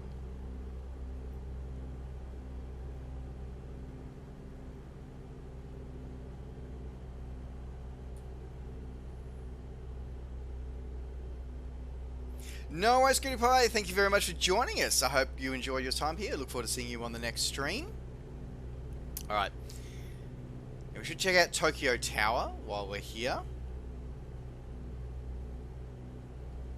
I'm going to avoid the Diet building because I feel called out by that building. I feel kind of called out by it. Yeah, Invader Maya, I agree. I think this is a sim that's really amazingly detailed, particularly with the fact that how the weather modeling is done, the wind, the fact that ridge lift is modeled.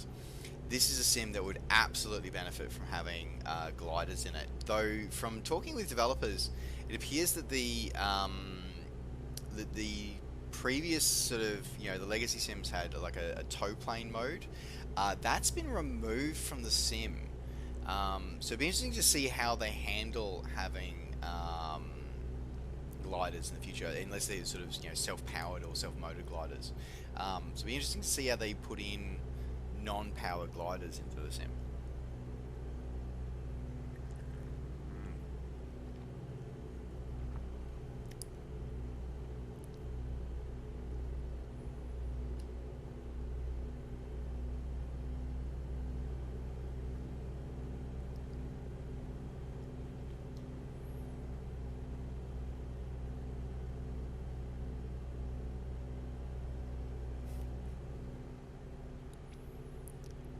Well, yeah, as I said, it'll be interesting to see how they do it. So this is, yes, Tokyo Skytree. So where's Tokyo Tower then? Where is Tokyo Tower? Catapult launching systems. Well, catapult launching systems will be interesting because they would sort of be suggesting, because that's also obviously a very critical part for anybody who wants to do carrier operations. So hopefully the catapult systems will be put in there as well. But at the moment, it's interesting because I don't see the old launch assist. The tow bar deploy is present in the sim, but hook, sort of recovery hook, tail hooks, and launch assist don't appear to be programmable at the moment. So there's a Skytree. So where? Yeah, I was gonna say, we don't see the. I don't see the Tokyo Tower. So I hope that's not been missed.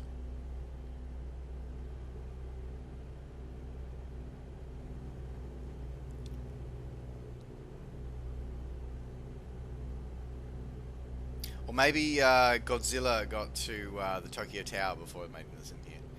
It's not their default. Okay, so it's a freeware to add in. Okay, so it's one of those monuments that hasn't been added in. Okay, fair enough. Thank you very much for the info there, Gunter, and welcome to the stream.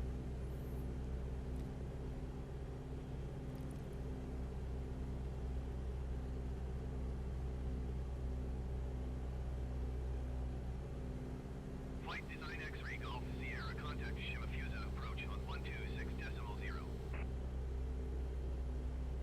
Going to 126.0 flight design X-ray Golf Sierra. Shimafuse approach flight design Alpha Sierra X-ray Golf Sierra 1,200 feet. That's so amazing though. The modeling of stuff like this is really, really exciting. As planned. Altimeter 29.92. Flight design X-ray Golf Sierra contact Tokyo approach on 125.0. That's so cool. Yes, I do use Track IR, so you may be able to see on the side of my headphones here, you've sort of got this sort of black thing.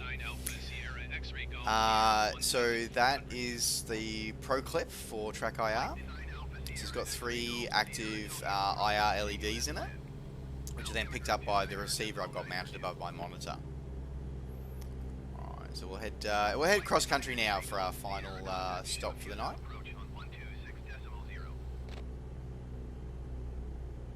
Going to 126.0 flight design X-ray Golf Sierra. Shimafuse So yeah, so which track I use Track IR, but I use the Pro Clip is what I use. Flight design Alpha Sierra X-ray Golf Sierra Shimafuse approach continue as planned. Altimeter 29.92.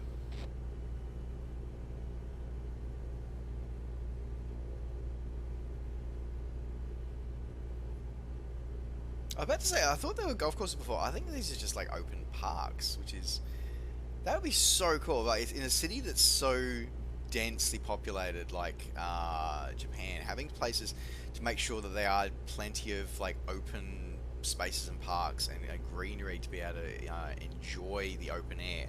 That's a really important thing, and something that a lot of I think city planners definitely do not think of enough. They sort of just think of ways to pack the most number of people into a place as possible.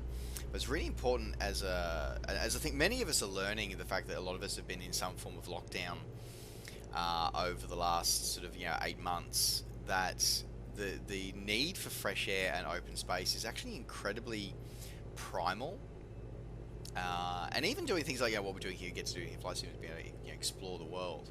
But even just in our local area, just be able to get out and go for a walk is actually something that we underestimate a lot of the time, and something that we always need to think about a bit more and do where we possibly can. Inverted Mayor, yes, track IR 5, I believe. Yes, that is correct. Disneyland and SeaWorld are here? Okay, good. I don't know where Tokyo Disney is, actually. I think we may have to leave exploring Tokyo Disney for another flight.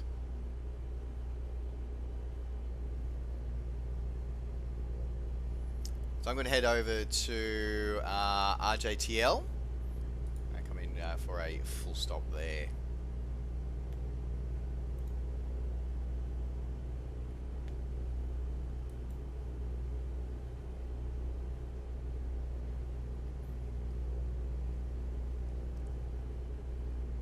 Alright, let me go on to ATC. Let's go nearest airport list. Shimafusa. Shimafusa Tower Flight Design Alpha Sierra X-Ray Golf Sierra 7 miles southwest to land. Flight design Alpha Sierra X-Ray Golf Sierra Shimafusa Tower. Fly left downwind runway 19er. Altimeter 29er decimal 9er to wind 232 at 5. Fly left downwind runway 19er Flight Design X-Ray Golf Sierra. Ah, of course, because I've reload spawned in, I didn't, it's reloaded me in with the default, that's interesting, actually, that's interesting. So, it's remembered that my ATC ID is Nova24, but it's calls me, but it's this way, it's forgotten. That is really interesting. That's a random weird glitch, that is, because I thought, oh, because I've crashed and reloaded, that's why it's, not, remembered my call sign, but it's like, no, there it is. It's got my radio call is right there, but it's for some reason it's not recognizing it. That's really random.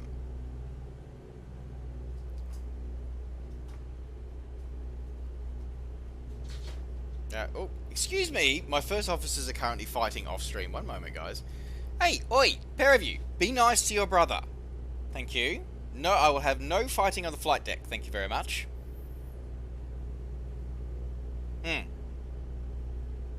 Don't look at me in that tone of meow. Okay. Sorry about that. My first officers apparently had a disagreement, and I needed to intervene.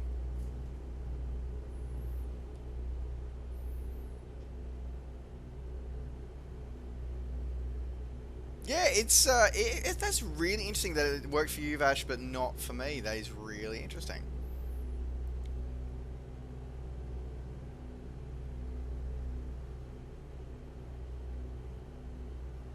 I think we are flying over a cemetery right now, I do believe. Alright, so that's destination here. So we're flying on, so we're coming in for, so we'll do a crosswind, enter downwind for left base, left traffic for 19.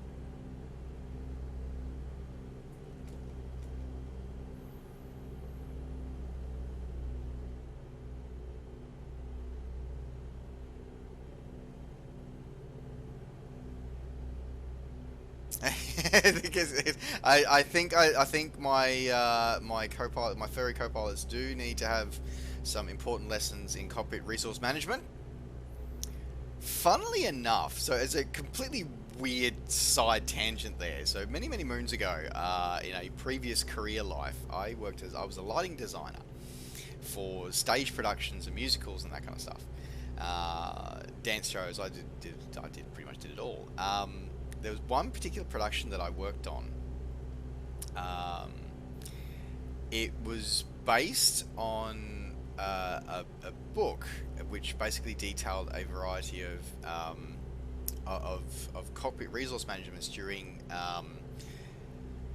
for incidences that you know, some major, some minor, but it actually sort of was based on the recounts of various individuals and the NTSB reports or the air safety reports from various endpoints, and we're being based on a book about cockpit resource management. And the book was called Charlie Romeo, Charlie Victor Romeo, so cockpit voice recorder, and they made a stage show based out of that. Which was fascinating, and I was part of it, and I was the lighting designer for the team that did it, and it was a really interesting well, one, it was really interesting about whoever wrote the script, like which incidences they copied and stuff like that. But also, it was a really interesting way. It actually ended up being there was a CASA rep that I worked with, and he actually told a lot of like the professional sort of instructors and other and people in flight safety actually told them to go along and see it, because although on one hand it was entertainment, he said it's actually really interesting to see it put forward on stage and not done as like a over dramatized thing that we sometimes see with things like air crash investigators and stuff like that. But you actually, when you see it put forward on stage, it actually is a very different feel to that. And it's much like how, you know, you see like a TV show, you see a television show or a movie, and then you go and read, but it's based off a book. You go and read the book, and they still tell the same story, but they do it in very, very different ways. So yeah, it's just an interesting random thing that comment about CRM made me think about. All right, we're coming in way too high, but that's okay, because this thing can literally fly.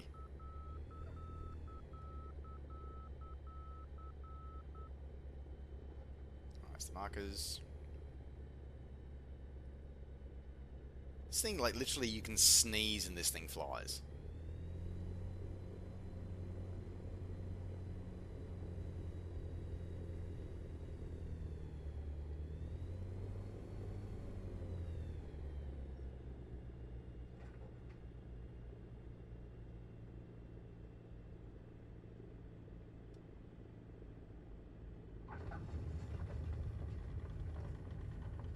Flight design X-ray Golf Sierra, exit runway when able. Clean that one up. There we go. And we taxi off runway.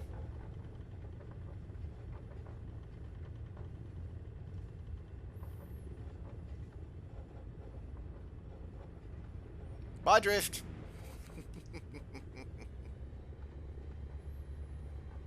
Flight design X-ray Golf. Oh, or was that you, Drift? Oh, ow. Going to 126.2 flight design X-ray Golf Sierra. that looked painful, Drew. Okay. Anyway, alright,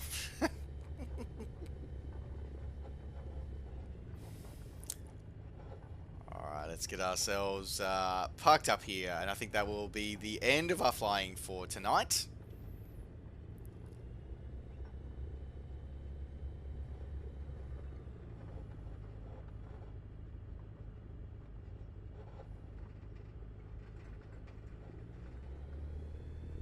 We get a lot of awesome ground service from in the in-sim here. So if only we got this in real life.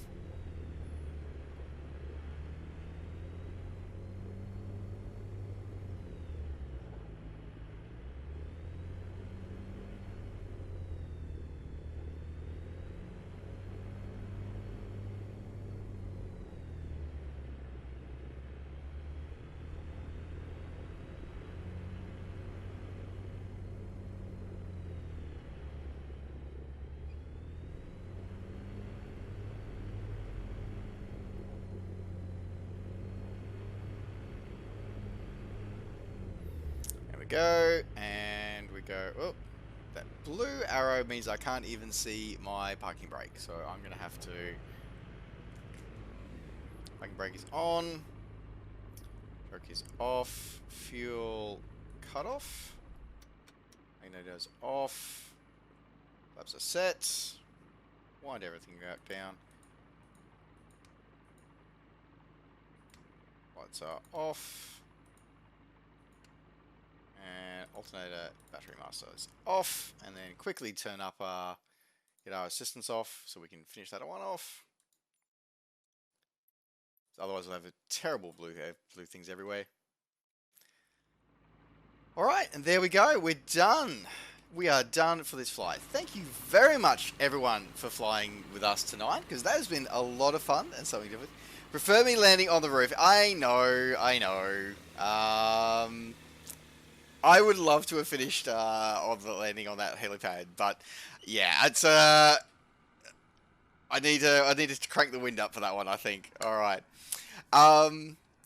No worries, Motion for Oz. Thank you very much, everybody. As I said, I always say thank you very much to everybody who comes along and joins me on these streams, because it is absolutely. I just love being able to share this sense of joy and this amazing sort of chance of flight simulation with everybody here at Aviation. It's a great chance to be able to share the wonder of aviation and with everybody, and to be able to see the world and explore the world and go to crazy places like this, and be able to meet brand new friends from all over the world and have these wonderful shared experiences. So thank you very much to everybody for always coming by and joining us. And as I said, for everybody who's new, welcome aboard. I hope to see you in more group flights. We'll be back again tomorrow night, same time, same place, same Twitch channel. We'll be doing some more flying. I'm thinking we might do some. Well, I'm not sure. I honestly don't know what we're going to do. So we'll see. We might make it. We might make it audience choice night. We'll see. All right, guys. So what we're going to do tonight is thank you very much for joining me, and thank you again for everybody who chipped in for my Kitsune ears. It makes me really, really happy. I was so thrilled again to share it, and I'm so excited I get to share this with you. So yay! Thank you so much, Strayada.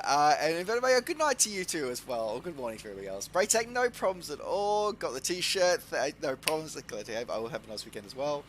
R56, no worries. I enjoy Tony Hawk Pro Skater. That's awesome. Need to arrange a smuggling run. A non-smuggling run. Exactly right. Alright guys, what we're going to do to finish off, to continue on for those who still want to do some amazing flight simulation experience, we're going to head over to a dear friend of mine, so Chewy. So Chewy94, we're going to go say hello to him and his crew to continue sharing the love of flight simulation. So guys, once again, thank you so much for joining me. It's great to have you. It's my honor and privilege to share these flights with you. Thank you so much. Thank you for your ongoing support. In the meantime, guys, take care, safe skies to all, be good humans, and we will see you on the next stream. Bye for now.